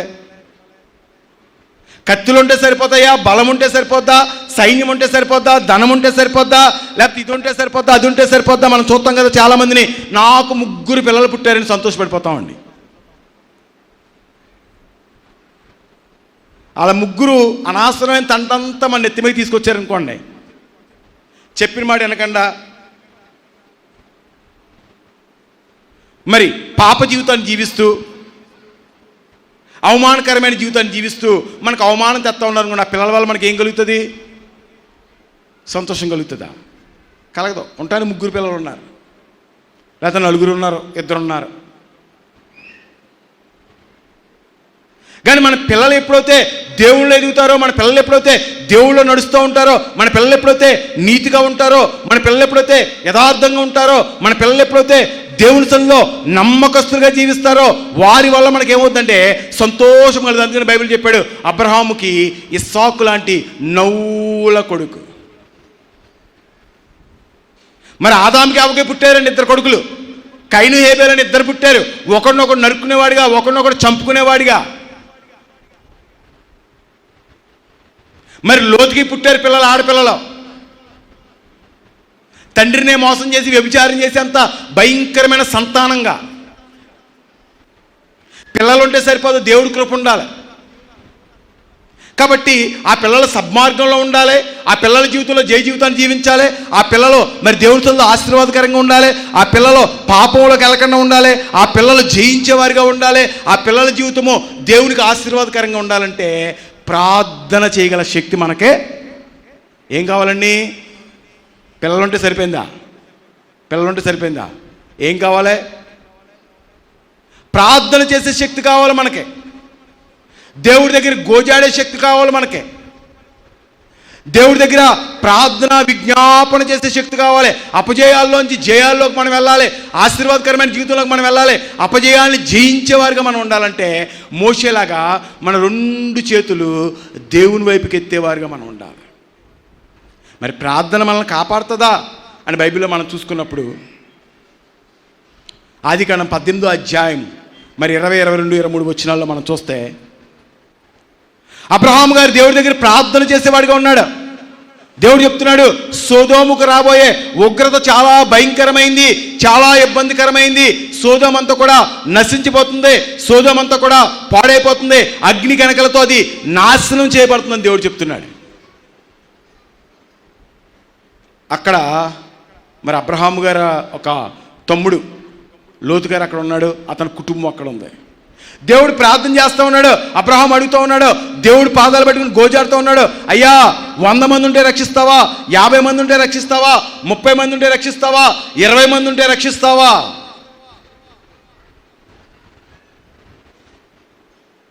మరి సొదొమ గొమొర్రా అంతా కూడా మరి పాపంతో నిలబడినప్పుడు కేవలము అబ్రహాం యొక్క ప్రార్థన బట్టి లోతు కుటుంబాన్ని ఎవరు రక్షించారండి? దేవుడు రక్షించాడు. కాబట్టి ఇవాళ మన కుటుంబం కొరకు ప్రార్థన చేసేవారిగా ఉండాలి.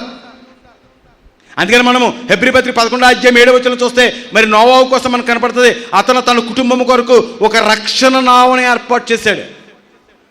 ఎలా బ్రతికాడంటే బ్రతుకు దినాలన్నీ కూడా దేవుని ముందు నిందారహితుడిగా, ఒక పాపం లేనివాడా, ఒక డాగు లేనివాడిగా, ఒక మచ్చ లేనివాడిగా, లోకంలో వాళ్ళందరూ కూడా ఎలా పడితే అలా జీవిస్తుండగా నోవాహు ఒక్కడ మాత్రము దేవుని ముందు నీతిమంతుడిగా నిలబడి తన కుటుంబాన్ని అంతటినీ రక్షణ నావలోకి ఎక్కించుకోగల సామర్థ్యము గలవాడిగా ఉన్నాడు. ఇవాళ మనకి కుటుంబం ఉంటే సరిపోదు, భర్త ఉన్నాడంటే సరిపోదు, భార్య ఉన్నదంటే సరిపోదు. ఎందుకంటే లోతుకు మనం చూసినప్పుడు భార్య ఉందండి, ఉప్పు స్తంభంగా మారిపోయింది. మరి దావీదుకు భార్య ఉంది, భార్య దావీదుని అవమానపరుస్తూ ఉంది. దావీదు కుటుంబం ఉంది, మాంగారు తవ్వుతూ ఉన్నాడు, సొంత మాంగారు దావీదుని తవ్వుతూ ఉన్నాడు. ఇవాళ మనకు కుటుంబం ఉంటే సరిపోదు, దేవుని కృప మనకు ఉండాలి. ఆ కృప మనకు ఉండాలంటే ఒకటి, పాపం మన దగ్గర ఉండకూడదు. ఒకవేళ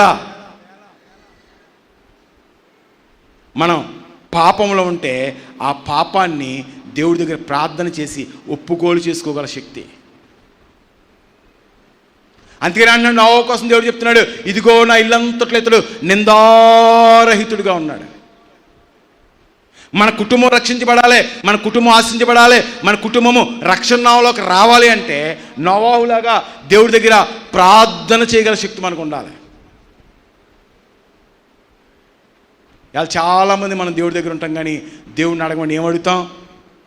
మా అబ్బాయికి ఒక ఇంజనీరింగ్ సీటు, మా అమ్మాయికి ఒక అమెరికా సంబంధం, నాకు ఒక ఓల్డేజ్ హోము. ఏం కావాలండి?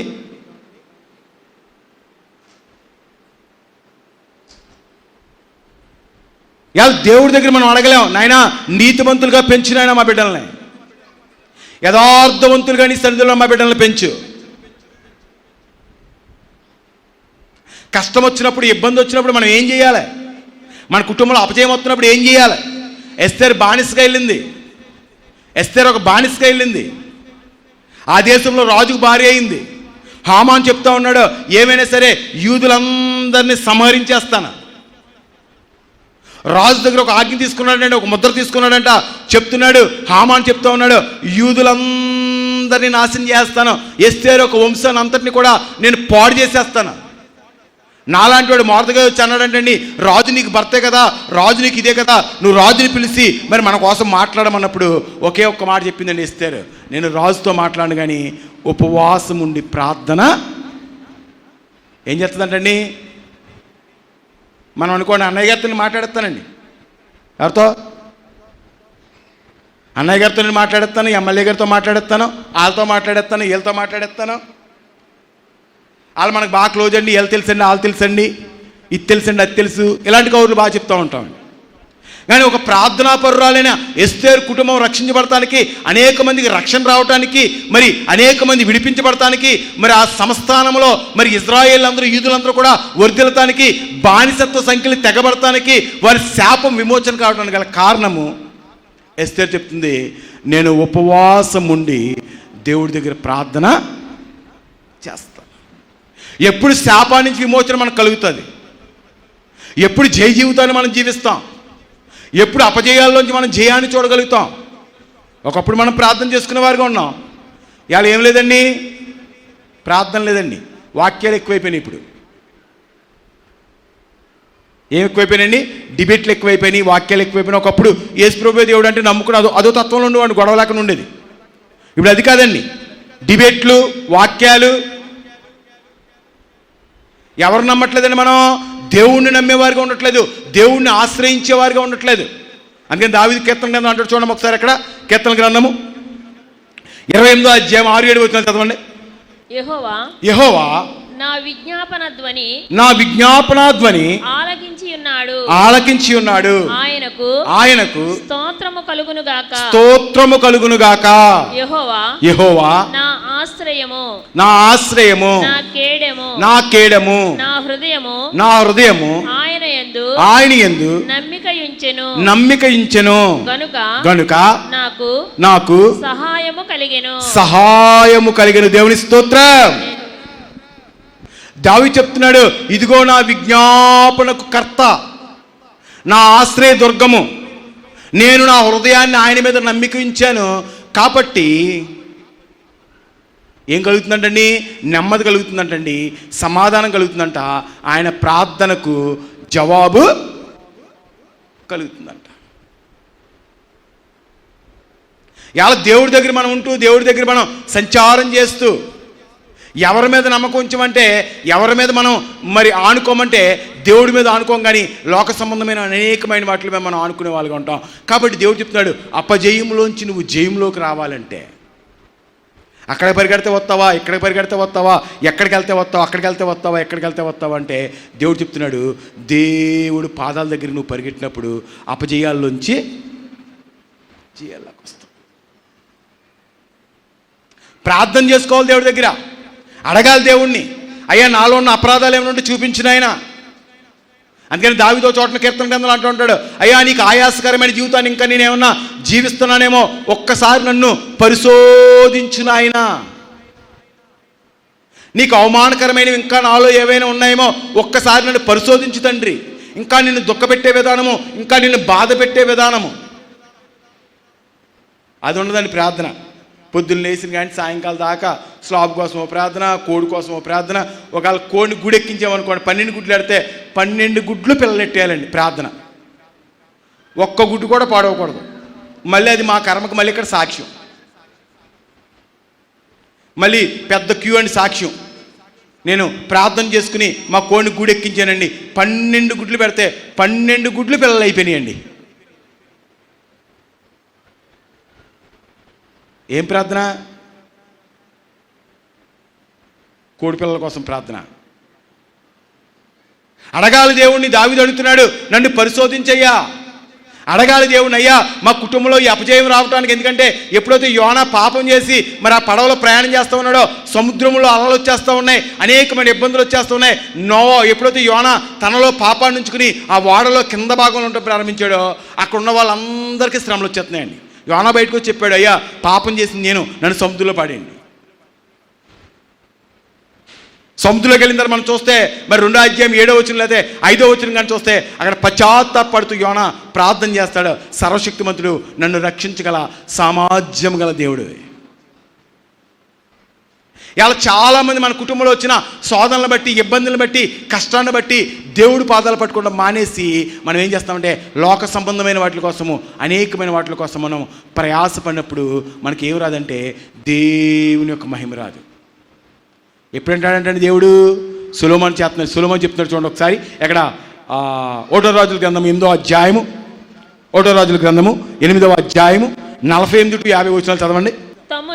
తమ్మును చెరగా కొనిపోయిన వారి యొక్క దేశమందు పూర్ణ హృదయముతోను పూర్ణ ఆత్మతోను వారు నీ తట్టు తిరిగి నీవు వారి పితరులకు దయచేసిన దేశము తట్టును నీవు కోరుకొనిన పట్టణము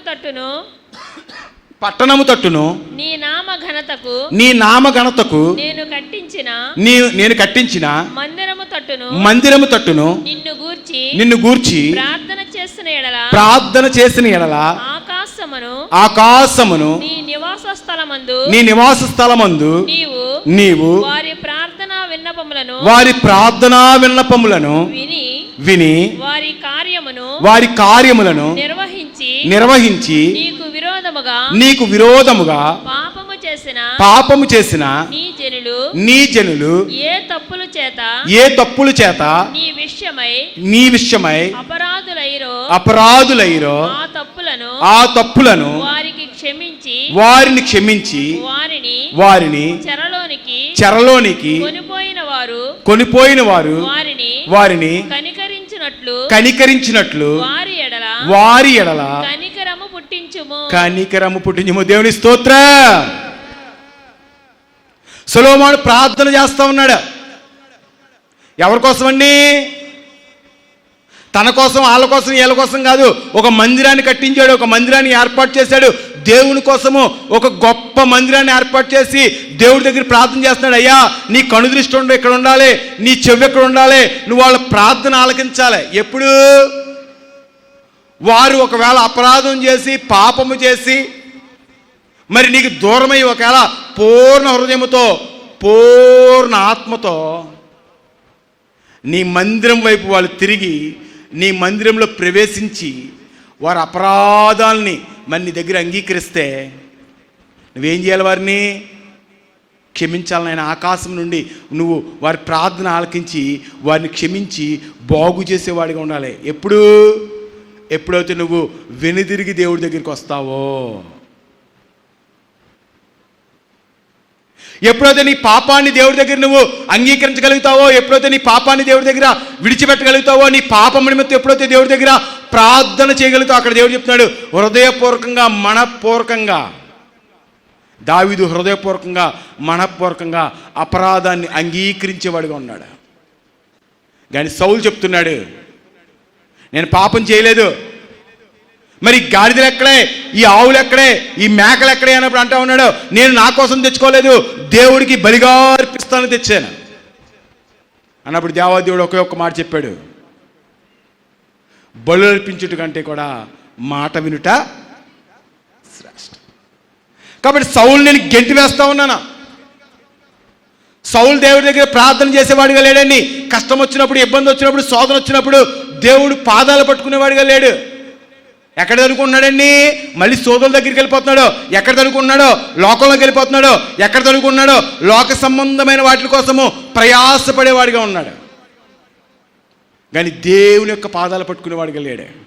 కానీ సొలొమోను చెప్తున్నాడు, ఒక మందిరాన్ని ఏర్పాటు చేస్తున్నారు. సొలొమోను చెప్తున్నాడు, అయ్యా ఒకవేళ నీ బిడ్డల పూర్ణ హృదయముతో పూర్ణాత్మతో ఒకవేళ నీ వైపుకి తిరిగి ప్రార్థన చేస్తే, అందుకని దానియేలు గ్రంథము 6వ అధ్యాయంలో మనం చూసినప్పుడు అక్కడ ఒక చట్టం వచ్చి మరి సింహాల బోన్లో వేసేస్తారన్నప్పుడు దానియేలు ఏం చేశాడండి, యెరూషలేము వైపుకు కిటికీలు తెరిచి ప్రార్థన చేయడం ప్రారంభించాడంట.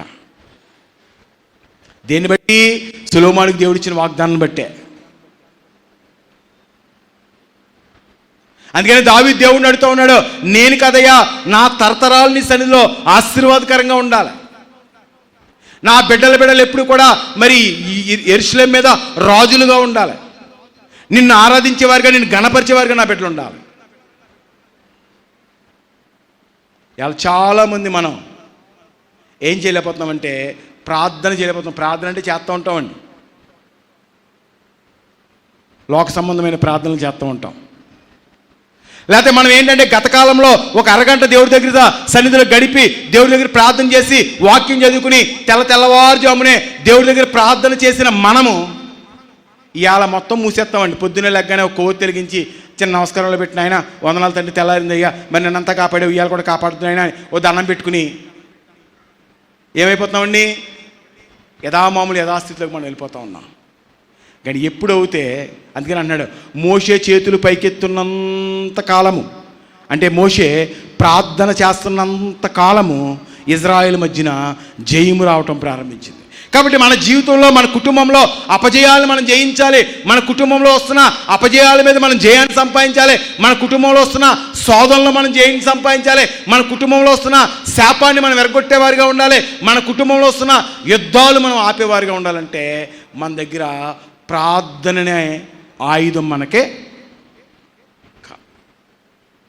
ఎప్పుడైతే దేవుడి ముందు మోకరించి ప్రార్థన చేయగల శక్తి ఉంటుందో నీకు, అందుకని దావీదు అంటున్నాడు, అయ్యా నా విజ్ఞాపన ధ్వని నీకు వినపడతా ఉందయ్యా.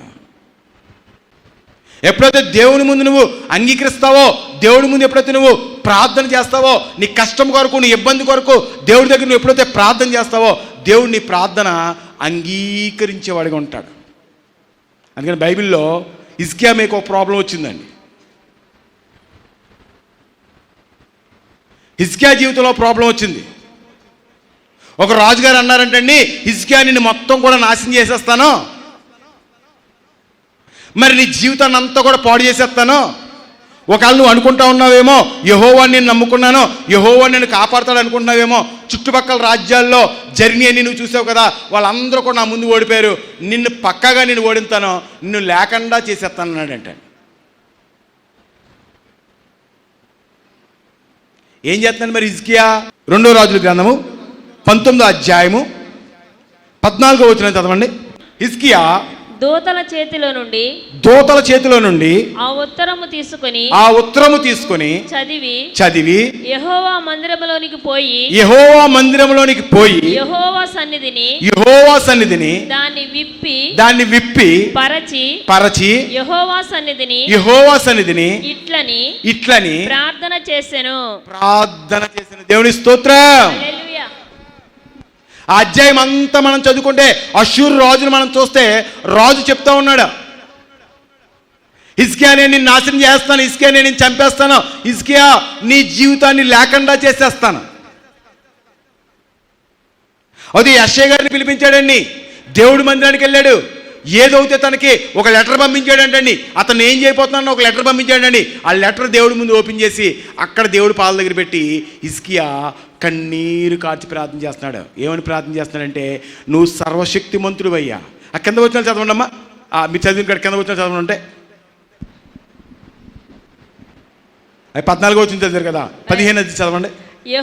యెహోవా సన్నిధిని ఇట్లని ప్రార్థన చేసెను. యెహోవా కెరూబుల మధ్యను నివసించుచున్న ఇశ్రాయేలీయుల దేవా భూమి ఆకాశములను కలుగజేసిన అద్వితీయ దేవా నీవు లోకమందున్న సకల రాజ్యములకు దేవుడవై ఉన్నావు. దేవుని స్తోత్రం. ప్రార్థన చేస్తూ ఉన్నాడు, భయపడిపోతా లేదు, ఆలోచించట్లేదు, అలా చేయట్లేదు, ఇలా చేయట్లేదు. దేవుడి ముందు చెప్తున్నాడు, సకల రాజ్యాల్ని రాజువు నీవయ్యా, సర్వసృష్టికర్తవు నీవయ్యా. ఇలా మనం చిన్న సమస్యలాగానే భయపడిపోతూ ఉంటాం, పారిపోతూ ఉంటాం. దేవుడి ముందు సమస్యను పెట్టమండి, ప్రార్థన చెయ్యం. అందుకని సౌలు మరి 40,000 మంది సైన్యము సౌలు ముడిచి కూర్చున్నారండి. ఎందుకంటే మరి సమస్య చాలా పెద్దగా కనపడుతుందండి. 6 అడుగుల మూర ఉందంటండి సమస్య. 6 మూరలు జాన ఎంతో 9 అడుగులు ఎంతో ఉంటండి ఆయన.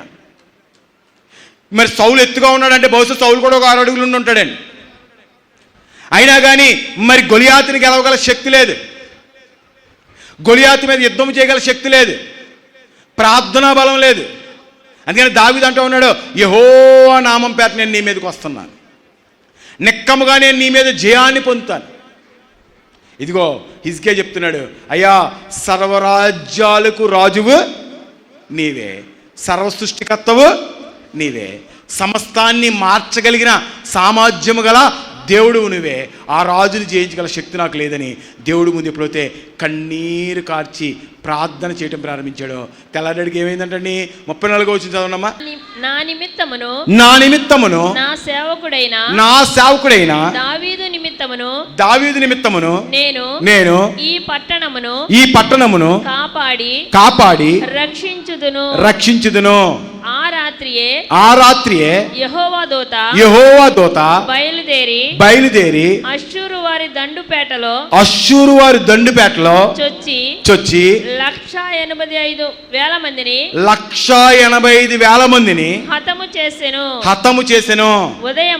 ఉదయమున జనులు లేచి చూడగా వారందరూ మృత కళేబరములై ఉండిరి. దేవునికి స్తోత్రం. హల్లెలూయా. ఎప్పుడైతే హిజ్కియా ప్రార్థన చేయడం ప్రారంభించాడో, హిజ్కియా ఎప్పుడు దగ్గరైతే దేవుడి దగ్గర విన్నపం చేయడం ప్రారంభించాడో, హిజ్కియా ఎప్పుడైతే దేవుడి దగ్గర కన్నీరు కార్చి ప్రార్థన చేయడం ప్రారంభించాడో, యుద్ధము చేసేవాడు ఎవడండి? అందుకని ఎర్ర సముద్రం దగ్గర అందరూ భయపడిపోయారంటండి. భయపడిపోతే నిర్గమాకాండము మరి 3:14 ఉంటుంది. దేవుడు అంటాడు, ఊరకయే ఉండుడి, యుద్ధము యెహోవా. మనమేక అనేక మంది శత్రువులు రావచ్చు, అనేకమైన ఇబ్బందులు రావచ్చు, అనేకమైన కష్టాలు మనకు రావచ్చు. కానీ ఎప్పుడైతే దేవుడి పాదాలు మనం పట్టుకున్నామో, హామాన్ని ఎలా అయితే హతమార్చాడో, ఎలా అయితే 120,000 మంది సైన్యాన్ని తెల్లాడికి ఒక్కళ్ళు కూడా లేరంటండి. ఎవరు లేరంటండి? ఒక్కళ్ళు కూడా, అందరూ కలేబారాలుగా మారిపోయారంట. కారణం ఏంటి? అతని ప్రార్థన ఎవరు ఆలకిస్తున్నారండి?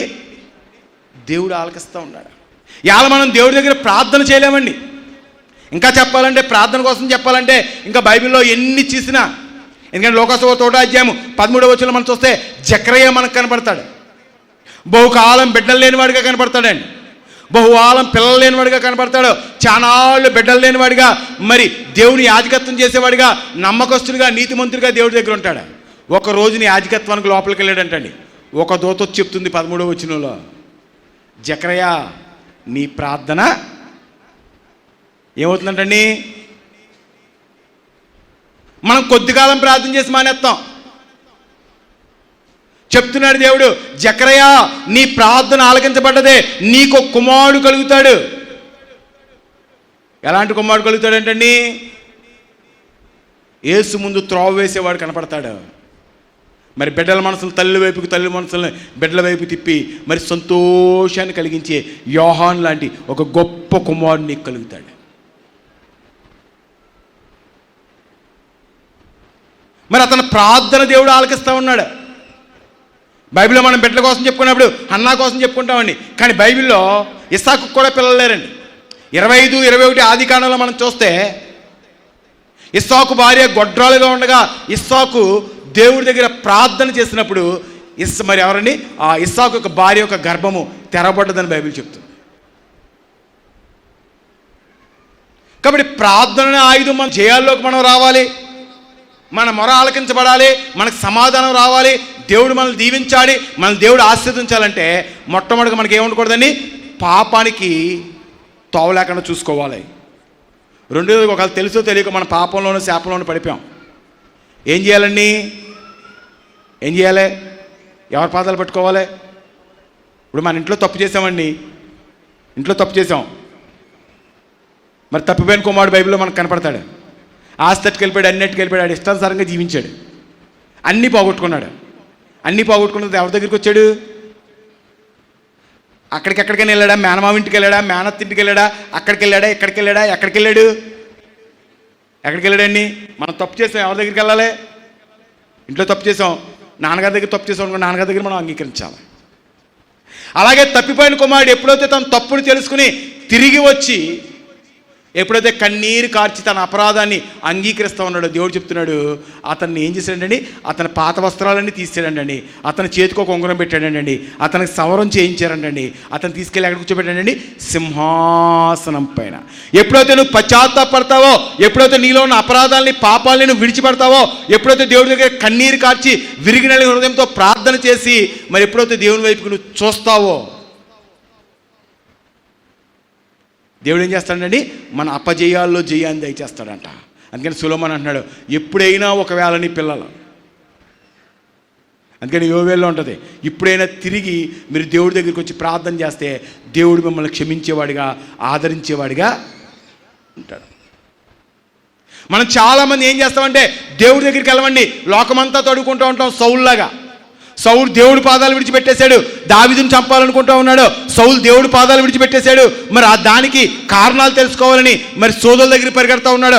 సౌలు దేవుడి పాదాలు విడిచిపెట్టాడు, లోకమంతా తడువుకుంటూ ఉన్నాడండి.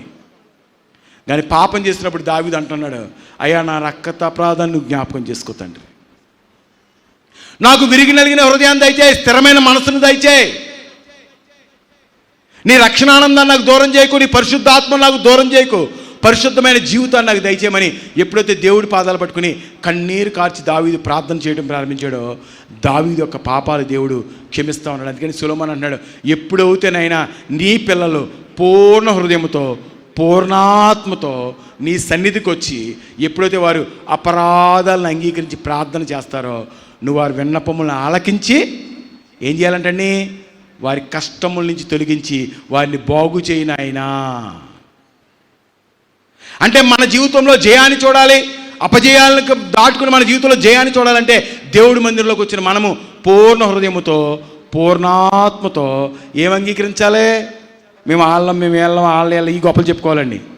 నా అన్నయ్య గారికి చెప్పాలి, అన్న మాట్లాడాలనుకోండి, నేను చూస్తూ ఉంటాను. ఏమండి అక్కడ మీ అక్క అవుతారు కదండి, ఆవిడికి పెద్దమ్మగారు అమ్మాయినండి నేను. ఎవరికే? అన్నయ్య గారు వాళ్ళ అక్కకి పెద్దమ్మగారు అమ్మాయి ఏంటండి ఈవిడి. ప్రార్థన చేయించుకోవడానికి వచ్చింది ఈవిడి. దేవుడి దగ్గర బంధుత్వం కావాలా? ఏం కావాలి దేవుడికి? విరిగినలి మనసు కావాలి, పశ్చాత్తాపడేవాడు కావాలి, మారు మనసు పొందినవాడు దేవుడికి కావాలి. అవేవి లేకుండా నువ్వు దేవుడి దగ్గర రకరకాల కారణాలను వెన్ని చెప్పినా నీ జీవితంలో నువ్వేం చేస్తావంటే అపజయాన్ని చూసేవాడుగా ఉంటావు. అందుకని చెప్తున్నాడు దేవుడు, జకరియా నీ ప్రార్థన నాకు వినబడతానే ఉంది. ఆ ప్రార్థన వినపడకుండా ఏమవుతుందండి? యెషయా గ్రంథంలో ఉంటుంది, 59వ అధ్యాయం 2వ వచనం ఉంటుంది, నీ అపరాధాల పాపాలనే గోడలు ఏమవుతున్నాయంటండి? దేవుడి దగ్గరికి నీ ప్రార్థన వెళ్ళకుండా ఆపుతున్నాయి. కాబట్టి ఎప్పుడైతే నీ కుటుంబంలో ఉన్న పాపపు గోడలను కూల్చేస్తావో ఎవరి దగ్గర అయిపోతావు? నువ్వు దేవుడికి దగ్గర అయిపోతావు. నీ అపజయాల్లోంచి దేవుడు దేనిలోకి నడిపిస్తాడు? నిన్ను జయాల్లోకి నడిపిస్తాడు. కాబట్టి మనకందరికీ దేవుడి దగ్గర పాపాలను అంగీకరించి విడిచిపెట్టగల మనసును దేవుడు మనందరికీ దయచేసి దీవించి ఆశీర్వదించునుగాక. ఆమేన్. దయచేసి అందరూ కూడా దేవుడి ముందు మోకరించి ఒక్కసారి మన హృదయాన్ని పరిశోధన చేసుకుందాం.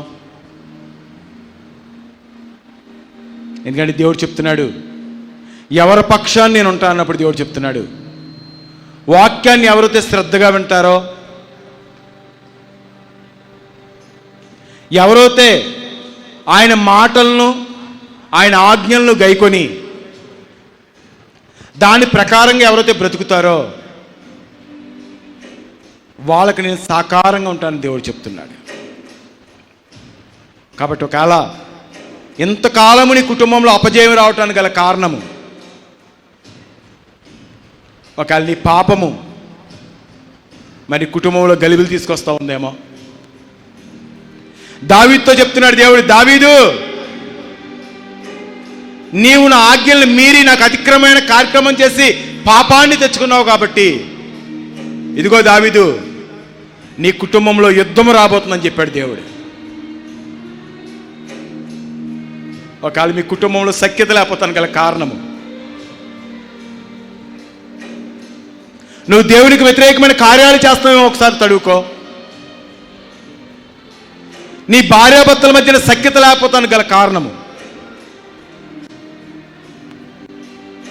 నీ కుటుంబంలో నెమ్మది లేకపోతాను గల కారణం,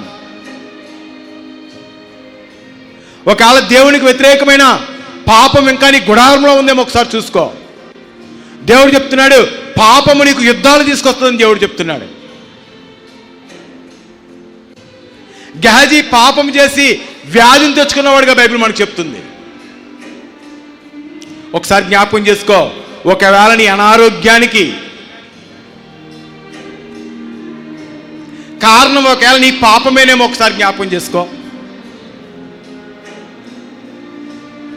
దేవుడు చెప్తున్నాడు, పాపము నీకు అవమానాన్ని తీసుకొస్తుందని దేవుడు చెప్తున్నాడు. మరి నీ అపజయాలకు కారణము దేవునికి వ్యతిరేకమైన కార్యాలు మరి నువ్వు ఏమి చేస్తా ఉన్నావో ఒక్కసారి దేవుడి ముందు జ్ఞాపకం చేసుకో.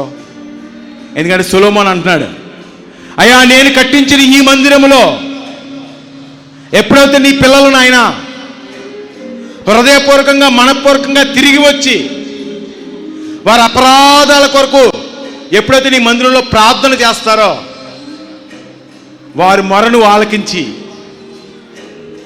వారికి సమాధానం ఇచ్చి విడుదలమ్మని ప్రార్థన చేస్తున్నాడు. కాబట్టి నీ కుటుంబానికి విడుదల కావాలంటే నీలో ఉన్న పాపాన్ని దేవుడి దగ్గర అంగీకరించు. అడుగు దేవుడిని, విరిగి నలిగిన హృదయాన్ని నాకు ఇవ్వు తండ్రి, అపరాధాన్ని అంగీకరించగల మనస్సును నాకు దయచేయి నాయన, దాన్ని విడిచిపెట్టే మనస్సును నాకు దయచేయి తండ్రి. ఎందుకంటే దేవుడు చెప్తున్నాడు, అపరాధాలు దాచువాడు వర్ధిల్లడని దేవుడు చెప్తున్నాడు. పాపాలు విడిచిపెట్టినవాడు వర్ధిల్లడని దేవుడు చెప్తున్నాడు. మరెంతకాలం నువ్వు ఇంకా నీ మనసులో అపరాధాలు ఉంచుకుని దేవుడి దగ్గర తిరుగుతూ ఉన్నావేమో? మరి ఎప్పుడు మన జీవితంలో జయాన్ని చూస్తూ ఉన్నప్పుడు దేవుడు చెప్తున్నాడు, ప్రార్థన చేయగల హస్తాలు మనకున్నప్పుడు, దేవుని వైపుకి సర్వశక్తిని వైపుకి నువ్వు తిరగగలిగినప్పుడు, సర్వశక్తిని వైపుకి తిరిగి నువ్వు ప్రార్థన చేయగలిగినప్పుడు. అందుకని చెప్తున్నాడు దేవుడు, మోషే చేతులు ఎత్తి ఉన్నంత కాలము వారి విజయాన్ని చూశారు. ఒకవేళ నీ కుటుంబంలో ప్రార్థన చేయలేని స్థితిలో ఒకవేళ నువ్వు ఉన్నావేమో, ప్రార్థనను ఒకవేళ నువ్వు విడిచిపెట్టేసావేమో, జ్ఞాపకం చేసుకో. ఎస్తేరుని జ్ఞాపకం చేసుకో. యూదుల మీద కష్టం వచ్చినప్పుడు, ఇబ్బంది వచ్చినప్పుడు చెప్తుంది, అయ్యా నేను ఉపవాసం ఉండి ప్రార్థన చేస్తాను. మరి పౌలు శీలను బంధించినప్పుడు, చెరసాలలో వేసినప్పుడు, పౌలు శీలలో మరి ప్రార్థన చేస్తుండగా చెరసాల యొక్క పునాదులు కదలబడుతూ ఉన్నాయని దేవగ్రంథం చెప్తుంది. ఒకవేళ నీ కుటుంబంలో ఉన్న బంధకాలు తెగిపోవాలంటే, నీ కుటుంబంలో ఉన్న శాపము బద్దలైపోవాలంటే, నీ జీవితంలో నువ్వు అపజయాన్నించి జయానికి రావాలంటే ప్రార్థన చేసే మనసు నీకు కావాలి. అడుగు దేవుణ్ణి, అడుగు. విజ్ఞాపనాత్మ నా మీద కుమ్మరింపు చేయటండి. దావీదు చెప్తున్నాడు, అయ్యా నా విజ్ఞాపనకర్త, నన్ను ఆదుకొనువాడా, నా తండ్రి, ఆపదలో నాకు ఆశ్రయదుర్గమా. అడుగు దేవుడిని, అడుగు. విజ్ఞాపనాత్మ నామే కుమ్మరింపు చేయండి తండ్రి, ప్రార్థనాత్మ నామే కుమ్మరింపు చేయండి దేవానికి వందన. ప్రార్థన చేసే మనస్సును నాకు దయచేయండి ప్రభువానికి వందన. తెల్లవారు గట్ల నీ పాదాల దగ్గరికి వచ్చే మనస్సును నాకు దయచేయండి ఆయన. ఏ కుటుంబంలో అయితే ప్రార్థన ఉండదో ఆ కుటుంబంలో శాపాన్ని చూస్తాం. ఎప్పుడైతే నువ్వు దేవుడికి దూరం అయిపోతావో, ఆదామో ఎప్పుడైతే మరి ఏదోని తోటలోంచి దేవుడికి దూరం అయిపోయారో, ప్రార్థనకు దూరం అయిపోయారో, వారి కుటుంబంలో శాపాన్ని చూస్తున్న వారిగా. ఒకసారి నువ్వు జ్ఞాపకం చేసుకో, ఎలా ఉంది నీ కుటుంబం? దేవుడి సన్నిధిలో ఎలా ఉంది నీ కుటుంబం? ఎలా నడుస్తుంది నీ కుటుంబం? అపరాధాలను దాచిపెడుతున్నావా? ఒకవేళ విరిగి నలిగిన హృదయము లేని దానిగా నువ్వు ఉన్నావా? ఇవాళ దేవుడిని అడుగు, కనికరము గల హృదయాన్ని నాకు దయచేతండి. ఎందుకంటే నిర్గమాకాండంలో దేవుడు చెప్తున్నాడు, పాపులకి కఠినాత్మ వస్తుందని దేవుడు చెప్తున్నాడు. ఒకవేళ నువ్వు కఠిన ఆత్మతో కొట్టబడతా ఉంటే దేవుడిని అడుగు, కనికరము గల మనస్సును నాకు దయచేయండి ఆయన. విజ్ఞాపనాత్మ నాకు దయచేతండి, ప్రార్థనా శక్తిని నాకు దయచేయను ఆయన. మరి ఎంతమంది బిడ్డలు అవుతే తండ్రి, మరి ఉదయకాల సమయంలో నీ మాటలను అంగీకరించి ప్రభువా నీకు వందనాలు. నీ మాటలు వినినైనా నీ మాటల మీద విశ్వాసాన్ని ఉంచి ప్రభువా నీకు వందనాలు. నమ్మకాన్ని ఉంచి ప్రభువా నీకు వందనాలు. ఎంతమంది బిడ్డలు అవుతారైనా వారు అపరాధాలు అంగీకరిస్తూ ఉన్నారో ప్రభువా నీకు వందనాలు. సొలొమోను చెప్తున్నాడు తండ్రి, ఎంతమంది అయితే నీ పాదాల దగ్గరికి వచ్చి అపరాధాలు అంగీకరిస్తారో వాళ్ళు క్షమించి బాగు చేయమని అడుగుతున్నాడు ప్రభువా నీకు వందనాలు. అట్టి విధంగానైనా ఈ మధ్యాహ్న కాల సమయంలో నీ సన్నిధి ప్రాంగణంలో ప్రభువా నీకు వందనాలు. అనేక మంది బిడ్డలు తండ్రి, వారి హృదయం అనే తలుపులు తెరచిన ఆయన మహోన్నతురాను మాలోకి రానైనా, సర్వశక్తిమంతురాను మాలోకి రాయనైనా, పాపాన్ని క్షమించేవాడా మాలోకి రానాయనా, పరిశుద్ధాత్ముడా పరిశుద్ధుడా నువ్వు మాలో నివాసము చేయనాయన అని ఎంతమంది అవుతే తండ్రి హృదయం అనే ద్వారాలు తెరిచి నా ఆహ్వానిస్తున్నారు ప్రభువా నీకు వందనాలు. వారందరిలోని మీరు ప్రవేశించండి తండ్రి. ఇదిగో నువ్వు చెప్తున్నావు, నీ మొర ఆలకించేవాడిని అని చెప్తున్నావు తండ్రి. హిజ్కియా కష్టంలో ప్రార్థన చేయగా ప్రభువా నీకు వందనాలు. ఆపత్కాలంలో హిజ్కియా నీ వైపుకి చూడగా ప్రభువా నీకు వందనాలు. అష్షూరు రాజు నుంచి విడుదలనిచ్చావు ప్రభువా నీకు వందనాలు. లేవనెత్తావు ప్రభువా నీకు వందనాలు. ఆశీర్వదించావు తండ్రి, ఆరోగ్యాన్ని ఇచ్చావు ప్రభువా నీకు వందనాలు. అట్టి విధంగా తండ్రి ఎంతమంది పిల్లలవుతేనైనా, ఎంతమంది బిడ్డలవుతే స్వామి నీకు వందనాలు తండ్రి. ఈ మధ్యాహ్న కాల సమయంలోనైనా నీ పాదాల దగ్గర వారి అపరాధాలను అంగీకరిస్తున్నారో ప్రభువా నీకు వందనాలు. యోనాలాగా ఎవరైతే ప్రార్థన చేస్తున్నారో ప్రభువా నీకు వందనాలు. వారందరినీ మీరు జ్ఞాపకం చేసుకోండి తండ్రి. క్షమించే దేవుడు నాయన, ఎవరిని శిక్షించే దేవుడు నువ్వు కాదు ప్రభువా నీకు వందనాలు. అలాంటి వ్యభిచార స్త్రీని అందరూ రాళ్ళెట్టు కొడుతూ నువ్వు చెప్తున్నావు ప్రభువా నీకు వందనాలు. అమ్మా నీ పాపాలన్నీ క్షమించానమ్మా, నేను నిన్ను కొట్టనని చెప్తున్నావు ప్రభువా నీకు వందనాలు. కాబట్టి నైనా ఎంతమంది బిడ్డలవుతానైనా వారి పాపాలని అపరాధాలని విడిచిపెట్టి ఇదిగో ఇక మీదటైనా క్రీస్తులో మేము అంటగట్టబడాలి, క్రీస్తు యేసు కోసం బ్రతికే వారిగా మేము ఉండాలని నైనా ఎంతమంది బిడ్డలైతే ప్రార్థన చేస్తున్నారో, ఆశపడుతున్నారో ప్రభువా నీకు వందనాలు. ఆశలు తీర్చే దేవుడు, మొరాలకించే దేవుడు, సమాధానం ఇచ్చే దేవుడు, అడుగుడి మీకు ఇవ్వబడని వాగ్దానం చేసిన దేవుడు ప్రభువా నీకు వందనాలు. కాబట్టి నీ బిడ్డల తండ్రి అడుగుతుండే వారందరి మీద నీ పరిశుద్ధాత్ముని యొక్క వరాలు కుమ్మరించి ప్రభువా నీకు వందనాలు. నీ ఆత్మాభిషేకాన్ని కుమ్మరింపజేసిన ఆయన ఇదిగో ఈ దినము నుంచి ప్రభువా నీకు వందనాలు. నీ పాసన్నిధిలో పరిశుద్ధులుగా, నీతిమంతులుగా, యథార్థవంతులుగా తండ్రి అపజయాల్లోంచి జయాన్ని చూసేవారు కానీ పెట్టున్నట్లు అట్టి ఆత్మాభిషేకాన్ని, అట్టి పరిశుద్ధాత్ముని యొక్క అగ్నినైనా నీ బిడ్డల మీద కుమ్మరింపు చేసి నీ ప్రతి బిడ్డని నీ గాయపడ్డ హస్తాలతో తాకి దీవించి ఆశీర్వదించి పంపించమని యేసు ఉన్నతమైన నామమున అడిగి వేడుకొంచున్నాను పరమ తండ్రి. ఆమేన్, ఆమేన్.